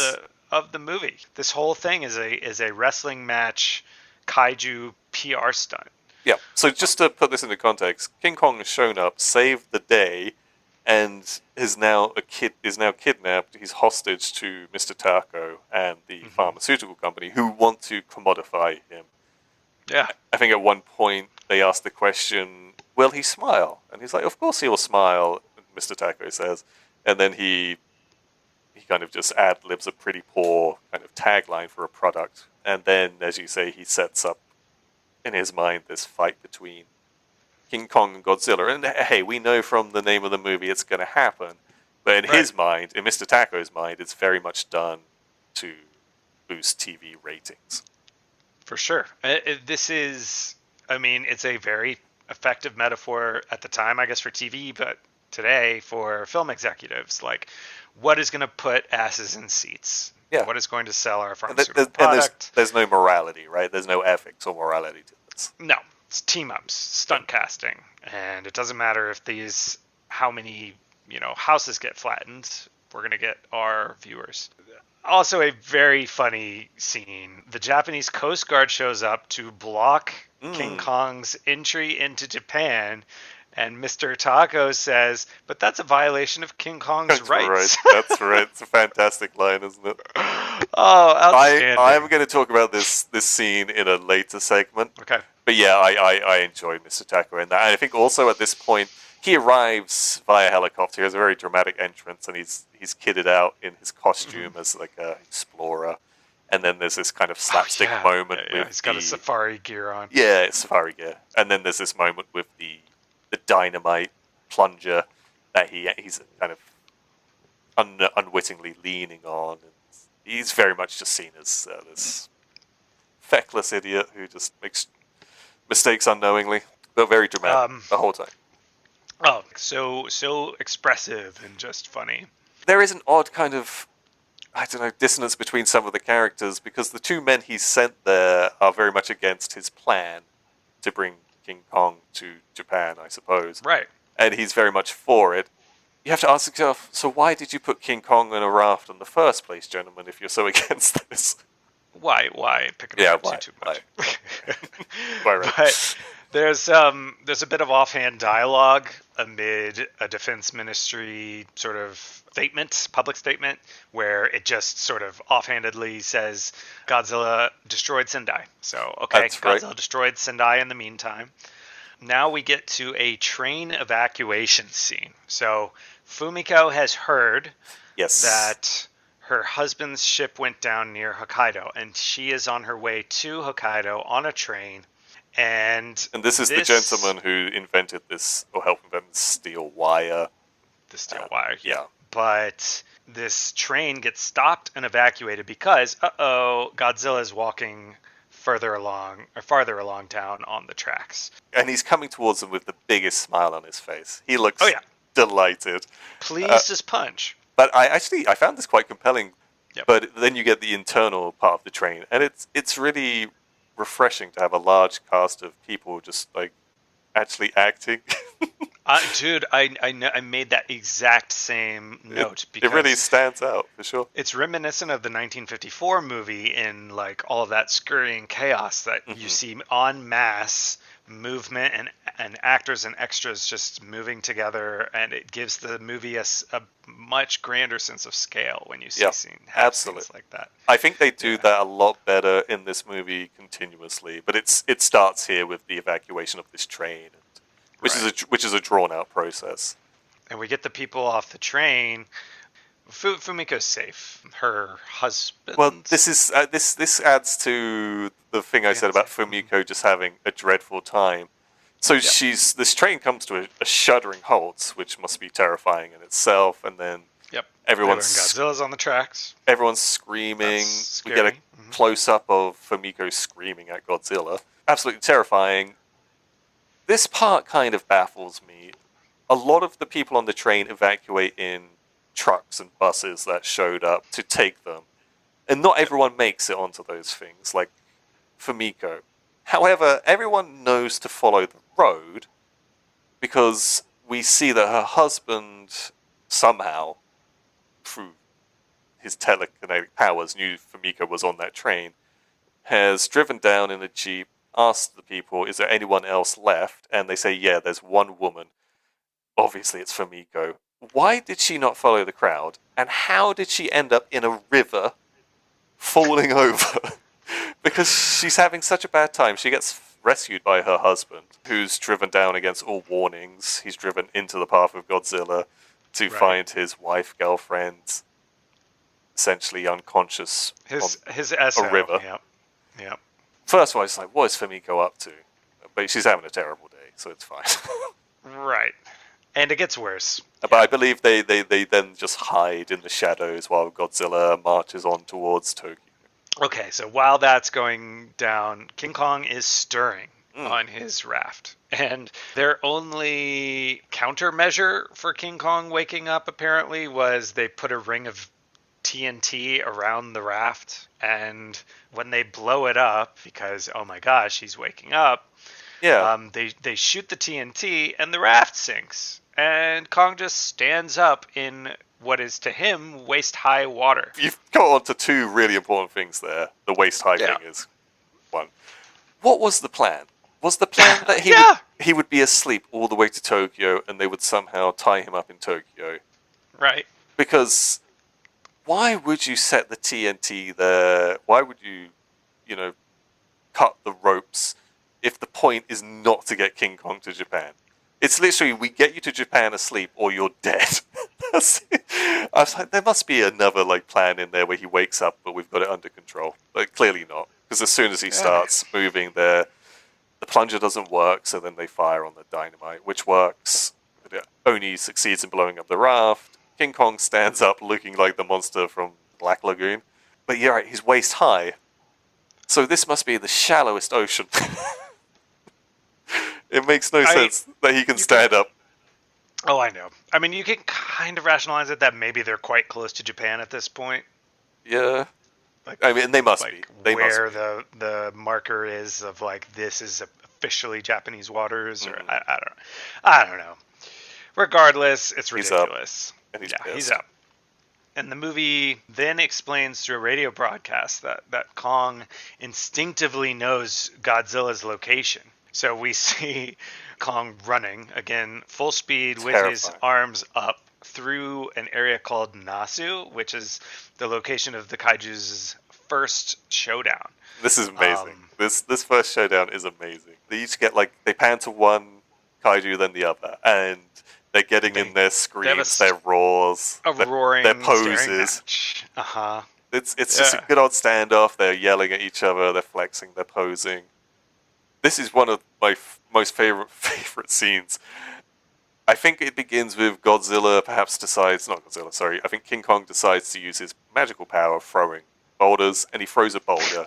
And Godzilla is less than impressed and uses his atomic breath on King Kong. Yep. What you see next is you just get a close-up of King Kong's face, and it is very much someone who totally understands how outmatched he is, and he's like, you know what? I've made a huge mistake. I am so sorry, Mr. Godzilla. I will be going back to my home now. Because he looks not only stunned, but terrified. It's a very human expression. Oh, for sure. And he's doing this while his chest and stomach are literally smoking. Importantly, it looks like cheap carpet is being burnt on his chest. Yeah, and that's the important thing. Like, he also feels the pain of the atomic breath. But the look on his face is astounding. And that's literally it. He then just runs off. Yeah. You have these roars, these poses, these flex, throws a rock, gets the breath. Best close-up you've ever seen. And then he makes the wise choice of turning around. Yeah. King Kong came to his senses and lived a long life. In terms of kaiju action at this point, I was like, this is a little disappointing. But no. They win us back for sure. Absolutely. And it looks like Kong can't defeat Godzilla, which is what I guess Mr. Taco and his pharmaceutical company's sponsorship was banking on saving Japan by pitting Kong against Godzilla. So it looks like Kong can't do it. So the military steps in with the plan of burying him in a big hole. They guide him to this hole with some fire. It doesn't work out. Then we see some more evacuation scenes as King Kong heads toward North Tokyo. Yeah, here's my note.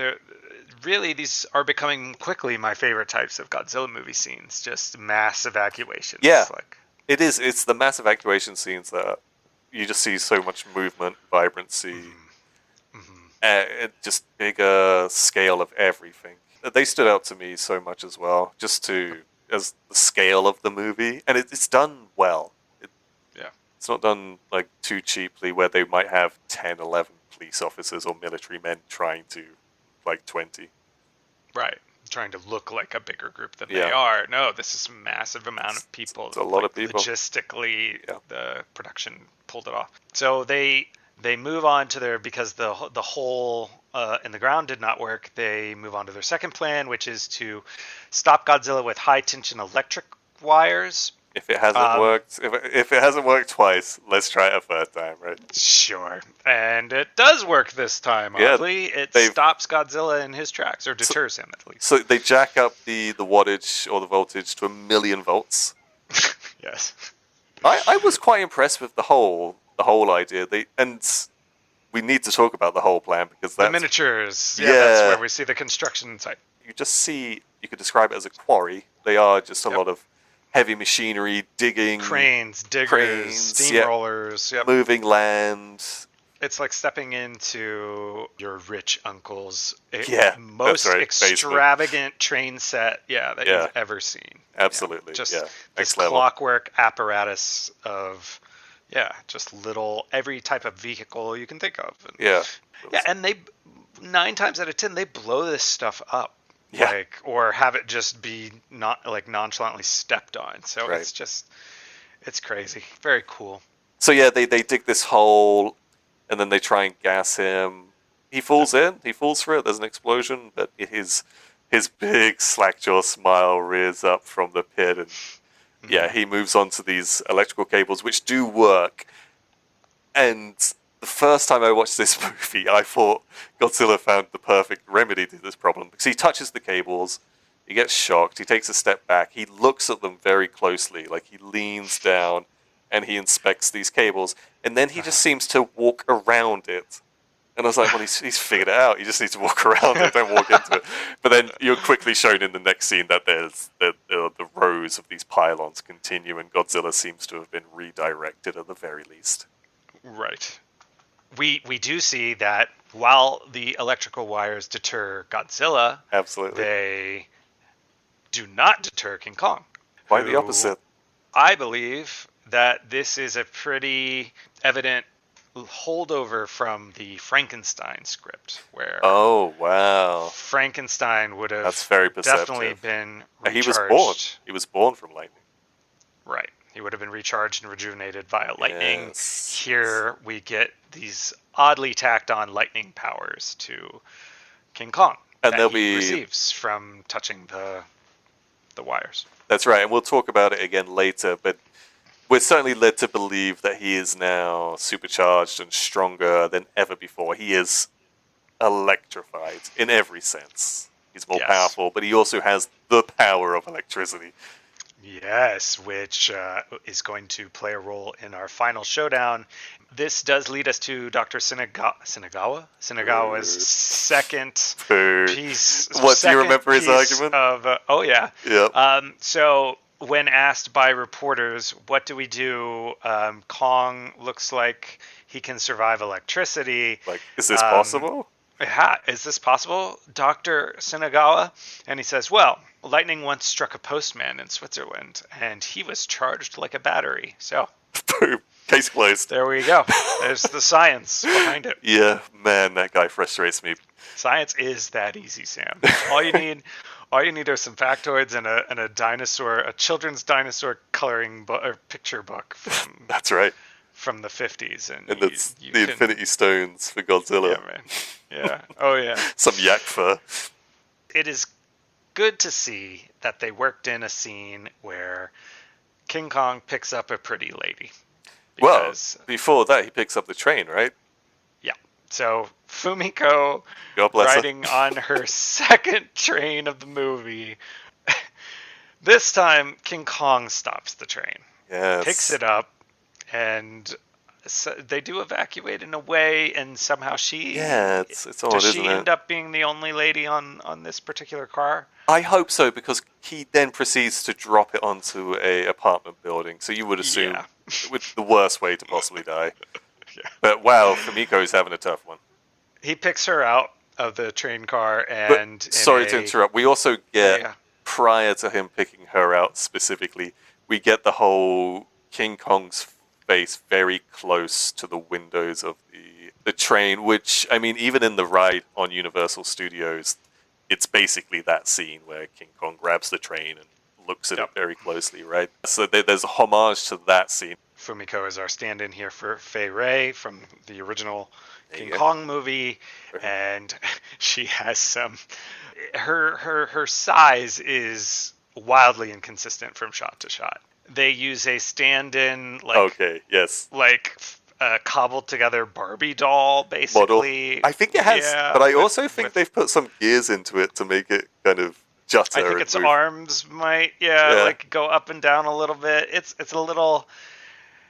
It's charming in its Toho. So you won't be surprised that was a contender for my NPC. Of course. But I knew I could do that back to back. But so at this point, and we're going to get like another homage to King Kong. The military have kind of surrounded him with lights, and it's just King Kong. King Kong at the moment, yes. The military are there, the PR man, Mr. Taco, and Fumiko's husband, fiance, is there. And once they realize Fumiko's there, the army realizes they can't shoot. And then King Kong does his kind of final homage, where he climbs the tallest building, which is not particularly tall. Sure. He climbs this building and he holds Fumiko aloft, and they're trying to think of how they can get her down safely, which they accomplish. I should also say, this is an hour and 20 minutes into the movie. There are 17 minutes left, and these two kaiju still have not fought each other like properly. But when the hell is this fight going to happen? How can it possibly happen? But they get her down by bringing out that fruit juice and playing on a very loud sound system the tribal chant from Faroe Island. So I love this in two ways. One is how the military instantaneously just gives up control of the situation to PR men and Mr. Taco.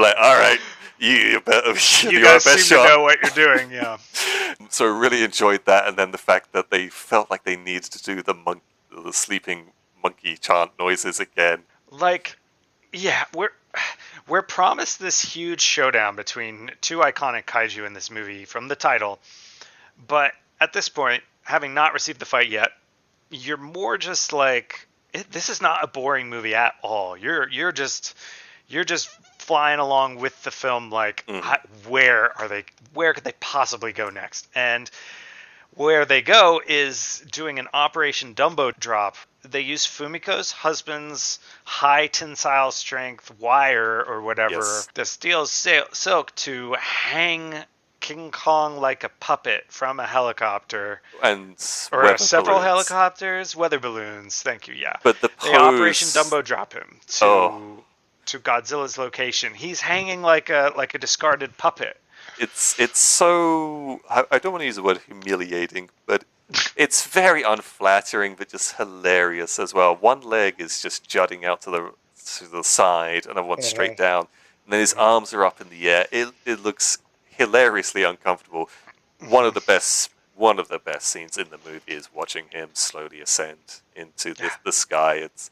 It's breathtaking to see. Honestly, I would recommend, if you're not going to watch it, just watch the last 20 minutes, 25 minutes. Oh, you'd have a great time just with the last 25 minutes. For sure. I mean, yeah. That journey, such a wild strategy. In your mind, just try and imagine King Kong hanging from balloons surrounded by helicopters as he flies through the sky. It's a pretty hilarious, absurd visual, and that's exactly what it looks like. It's fantastic. I know, and they deliver right to you, and he wakes up at the perfect time. They drop him onto to a very steep mountain, and he body surfs down. Okay, so two things. It's not just any old mountain. This fight has to happen at Mount Fuji. Mount Fuji? Right. Okay, it's the edge of Mount Fuji. But you're absolutely right. He gets dropped from the weather balloon as he awakes and as he approaches Godzilla. But man, I felt so bad for King Kong because he dropped him from such a high height. Yeah.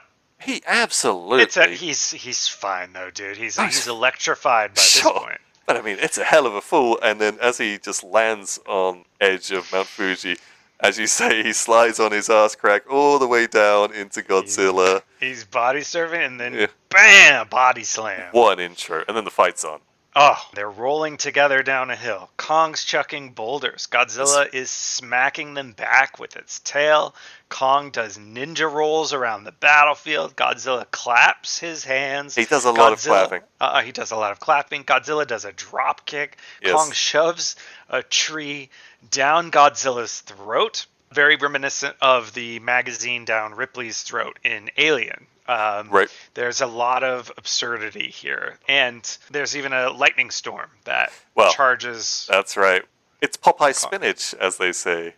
Yes. So this is our third kind of time with lightning or electricity with Godzilla, King Kong. So we get it on the island when he touches the cables. And now when this very convenient lightning storm approaches Mount Fuji. And at this point, prior to the lightning, although King Kong is able to withstand the atomic breath, Godzilla has just been too powerful. His tail has essentially knocked him down, and he's just trying to flatten King Kong under these boulders, which he arises from with his lightning powers. And he has lightning coming from his paws as he wrestles. Yeah. It's got everything, this fight. This fight, it's so good. So that random... thunderstorm supercharges Kong even more, and he starts zapping the pants off Godzilla. The final few moments of this fight, they're on a cliffside with a historic spa. Oh, yes, it's Atami Spa. Yeah, Atami Spa, which is an incredible, again, model set they're going to destroy. Yeah. It's really, really detailed. They know to film it, right? You talked about the Angelus Osaka Castle film. Where we did not actually see it get ripped up by the kaiju. Here, you're seeing up close the roof just being obliterated. This, honestly, you need to watch this fight. It's probably the best thing I've seen in all of the movies so far. Agreed. It's fantastic. So as the spa is getting ripped apart, both monsters, they both topple into the water, which causes an earthquake. That's correct. as this happens, I think by this point, Godzilla has just been shocked over and over again. That's what we're led to believe. There isn't any. I mean, as we remember from the last movie, he is trapped within ice. Yes. So we get this, and even in the first movie, we see his bones, right? He's obliterated. There is no conclusive scene or image to show us a defeated Godzilla, but we are led to believe that King Kong's had his victory. Yes. It gives the vibe that King Kong won. Godzilla is pretty clearly, even hinted at by a character that he's probably still alive. But Dr. Yep, he's back. Shigezawa, yeah. He says to let King Kong go. He probably misses his home, so let him go. And we must learn from these two kaiju. Oh, we must learn how to adapt our environments. Learn how to adapt to our this doctor. environment. That's our ham-fisted His final ego line. is insane. I love the hate you have for him. So here's something I had to look up. You may have remembered last week when we talked about Godzilla traveling from Osaka to Hokkaido. I was a bit put off with the distance involved in that and the logic behind it. Okay. Would you care to guess the distance from Tokyo, Japan to the Solomon Islands that King Kong is about to, I assume, swim? Oh, God, I'm horrible with geography and distance. I don't know, man. 15,000. 15,000 kilometers. My guess, yeah. Okay, it's not that far.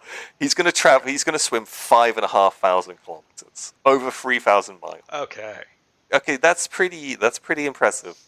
And he's a monkey. He's not even a dinosaur that lives in water. Sure. It just frustrates me. I don't know what to tell you. That's going to irk you for the rest of or every movie. Yeah. But so Toho admitted back in 1962 and again in 2023 that King Kong actually won this fight. Are you satisfied with that conclusion? Or, did they take the easy way out like that studios so often do with team-ups and like versus match movies? I guess the funny thing is I didn't see it coming because King Kong is very much the weaker opponent here for the majority of the movie.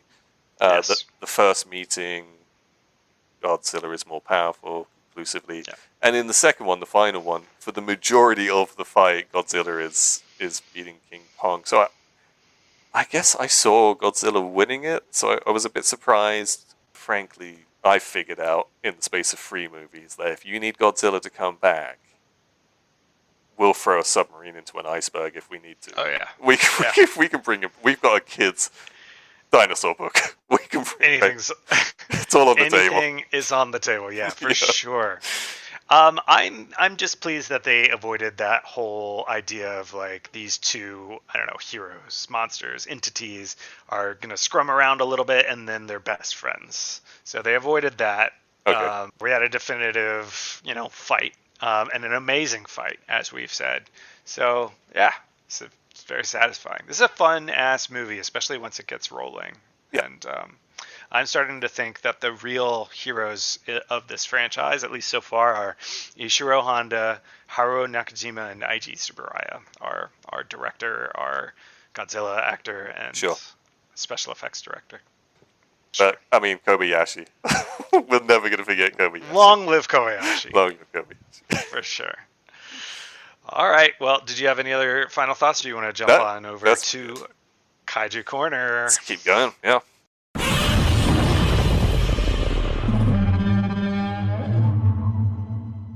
Here we are at Kaiju Corner, where we discuss the kaiju of the film.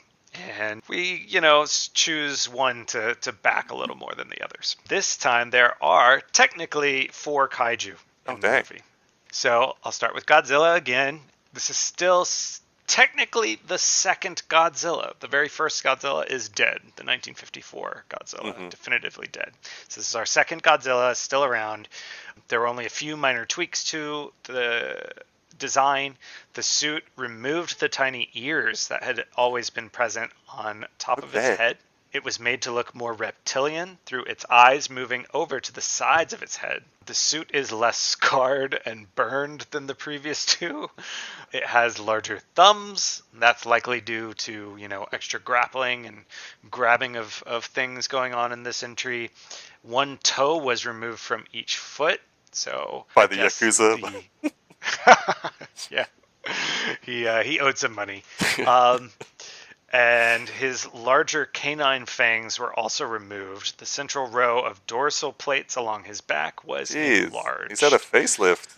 Yeah, they really kidding him out, I suppose. In the realm of sound design, they increased the pitch of his roar. He has a new ability, and that is a more focused beam than the, oh no, we've been saying it wrong, incandescent light that he was misting in the first two films. He claps. He uses his tail. Claps. Yes, he has a more coordinated tail that can both return volleyed boulders and perform a pretty serious leg sweep right on G-Man. Right. It seems like a big part of his arsenal in this movie is his tail. Yeah. And the clap. Fun to clap. The clap is great. He shows a bit of weakness to electricity. Next up, we have the giant lizard of Faroe Island. Do you remember this kaiju? Oh, is this the kind of toy lizard that is This on is the toy finger? lizard. And yes. This is basically what gives that man his nervous breakdown, essentially. Right. Just before then. Right. This is only considered a kaiju on a technicality because they made toys of this in Japan. But it's still considered a kaiju. It really is just a larger than average lizard that kind of resembles a salamander.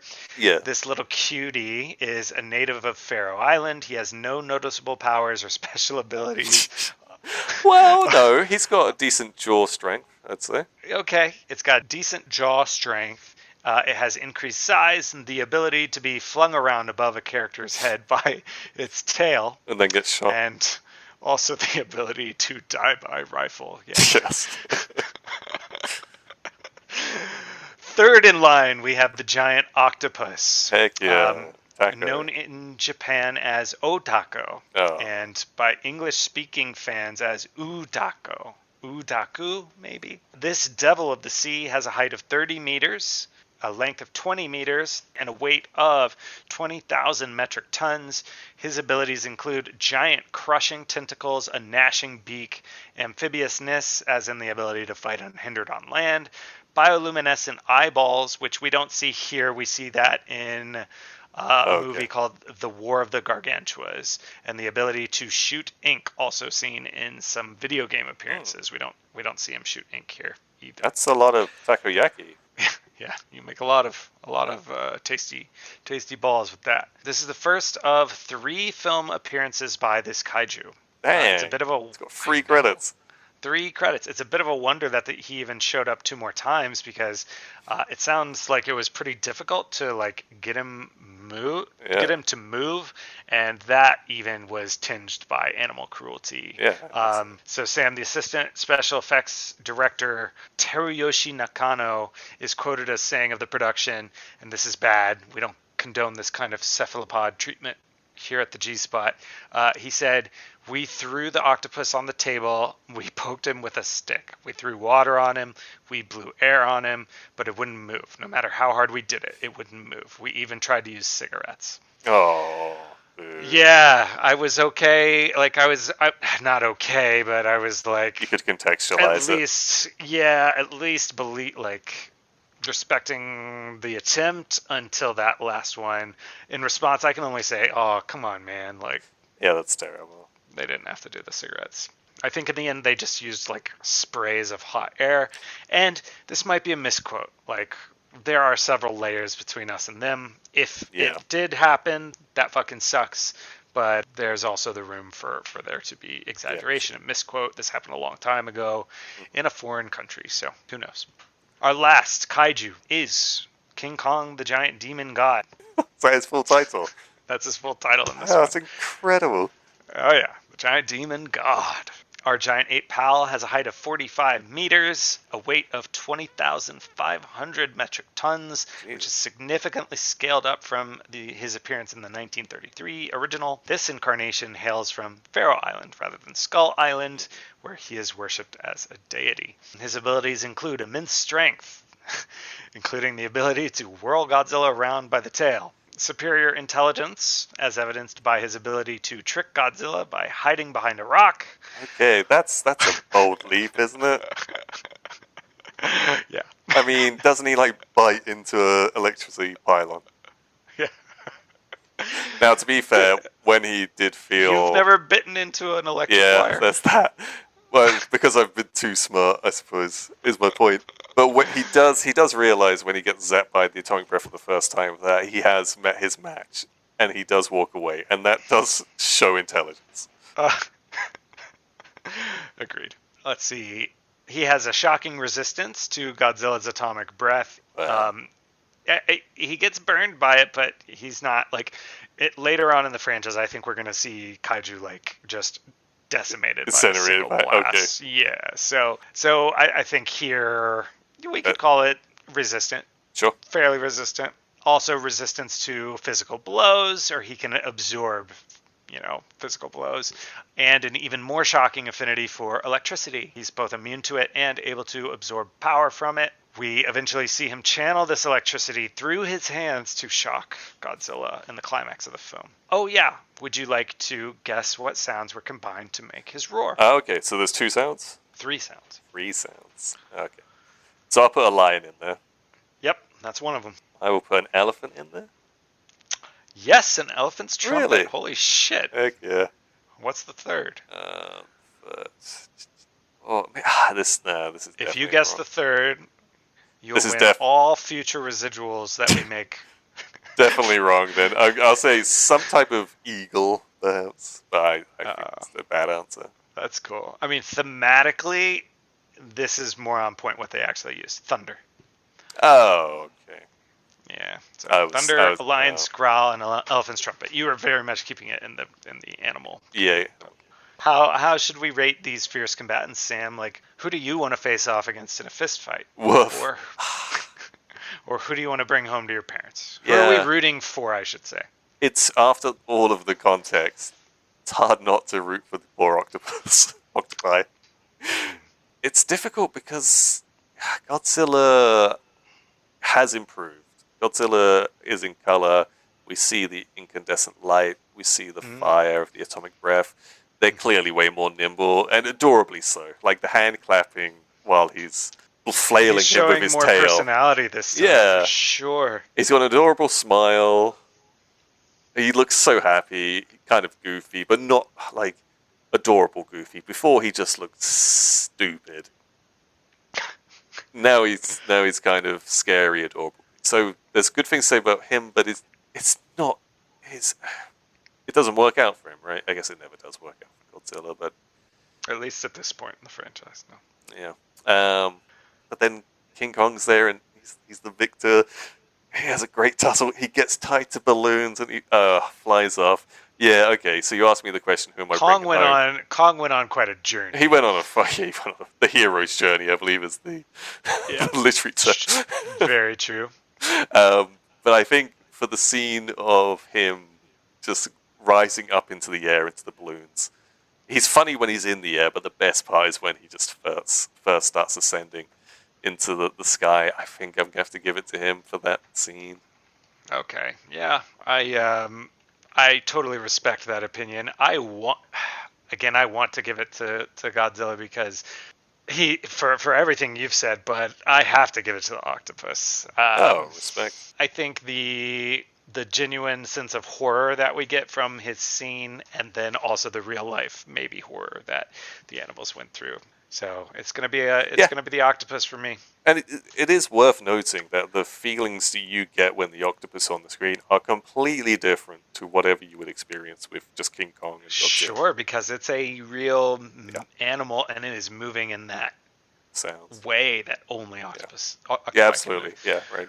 Yeah. And plus, Godzilla's with us every week, man. We could, kick that can down the road. We'll pick him I eventually. I feel bad, but yeah, he might be stuck on one for a while.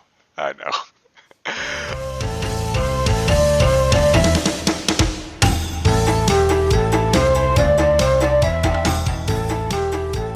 We have two final segments. The first is the MVP NPC award.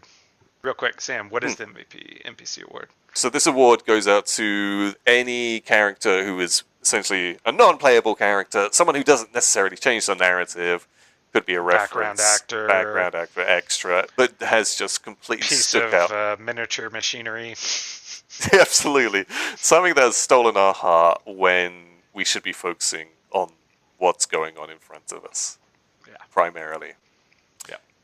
So you mentioned earlier the scene where King Kong is approaching Japan in his convoy, and the ship is boarded by the Japanese Coast Guard, and their messenger arrives with the white gloves again, and he essentially says, "You are not permitted into Japanese waters."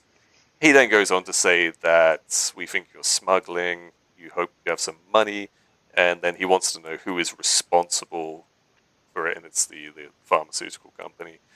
Yeah. But what I really want us to focus on here is that, and I talked about how sometimes we watch these movies and you have to suspend disbelief, but sometimes reality is so frustratingly close or far away that it's pressing. And I love the fact that the Japanese Coast Guard show up and saying, like, you can't do this, because it is so rational. Like, why did anyone think they could just float King Kong into Japan? Which country is saying, all right? Like, I guess America in the first one, but it is just like, no, you can't just bring this, what is he, a 50-meter tall ape? Giant ape. Demon King into our country, which has a bit of a problem. What are you doing? As you know, with kaiju. Yeah. We don't have the best history with these type of things. So his lucidity surrounded by insanity, I was like, good for you, Coast Guard, man. Like, you get it. Okay. So he's my nomination. I couldn't give you a name, but I would say the commanding officer of the Coast Guard. I fully respect that. My first nomination was going to be what turned out to be a main character when he was just drumming in the Passion. Yes, that's right. Yeah, commercial. So his costume was so good. It was a straw hat, a red checkered shirt, a red bow tie. I would buy that product. Just going to town. I would too. Yeah. In a heartbeat. Absolutely. I want that passion. So instead, it's a two-way tie, but I'll just pick one of mine. The Western, I guess he's an American guy. He's dubbed over. He's on the helicopter, the search and rescue helicopter. That's the American rescue. Looking for the crashed Seahawk submarine. Mm-hmm. And he, in an American voice, again dubbed, has what until this time I think is our best line reading of "It's Godzilla." So right, nope, that stands out. Yeah, pretty fucking epic. So I'm gonna nominate him. He's kind of like looking down at the windows below by his feet, right? Yeah, and then you get the close up of that angle. Yeah, that's a fair shout. It is It's Godzilla. It exemplifies that like moment in the Godzilla movie. The Coast Guard played a more pivotal role in the movie, so I'm gonna back your guy, I think. Let's take it. Not gonna argue with that. So the Pantheon so far is the Budapest String Orchestra. Yep. They are not seen on camera. Never seen on camera. The toy miniature soldiers who are either on the landing craft or surrounding the docks of Osaka. Enter the Japanese Coast Guard captain representative from absolutely the one rational man in all of Japan. Actor. Yeah, that's right. He has lines. Good. Yeah, we've ruined the streak. Need to get back to the absurd. The white gloves. It was the white gloves he was wearing, not him. All right, our very last segment today is our Monster Island bonus picks. So, did you watch or read or see or hear anything Yeah, noteworthy? I've got a couple. I'll talk about them quite quickly. Okay. I think I mentioned to you previously that I was reading Ursula K. Le Guin's sci-fi novel, The Dispossessed. Yes. And she was this is kind of contradictory, but she was like always a known blind spot in my kind of my reading. Still Heard plenty of one her, for me. Hmm. but never read any, and chose to begin with The Dispossessed. And doing any research, one of the first things that comes up about her is that her father was a pretty well-known anthropologist in America. Mm. And you can see the influence on her writing because she is so good at making worlds, making cultures in those worlds, and then making perfectly formed people to represent those kind of worlds and cultures. Yeah. So she makes incredible settings, and The Dispossessed kind of asks the question, what would it be like if we all lived in a society where there was no hierarchy and we just shared things together? And she contrasts it with other lifestyles that we understand basically as our own, this kind of modern liberal capitalist society, and then a more kind of centralized authoritarian society. She compares those two with the idea of kind of an anarchical syndicate. And it's for someone who's interested in that kind of stuff, because I don't think we often think about the kind of systems that we create. She does a really beautifully well-written job of creating those worlds for us to look at ourselves with, not just in her design, but also it's one of the few times where I've read passages out loud because it feels really kind of meaningful and sounds pretty as well. Oh, very nice. Enjoying that. I like a pretty sounding sentence. So the plot and the narrative can carry you through these intricate worlds she makes. It's not only like philosophical. Oh, absolutely. No, the protagonist here is a scientist who is able, because he's a scientist, to kind of travel to these different worlds and learn about them, and he gets caught up in certain situations. It's very well written. It is really well written, and if you're into that kind of political stuff, it's great. But I've started reading a second book of hers, which is a completely different question. It's not about, what would it be like if we changed the way we live. This one's, what would life be like if there was no genders, which is really pertinent now. But she was writing about this in like the 60s and 70s, I want to say. And it's refreshingly different from the first book, but it's equally well written. But my second one, here's a question for you, Raymond. What year do you think Arnold Schwarzenegger made his first movie as a leading actor? Oh my word! Because I watched it. I watched this movie. I'm gonna guess. I'll say the 60s, or is that just incredibly ignorant of me? 60s, 70s?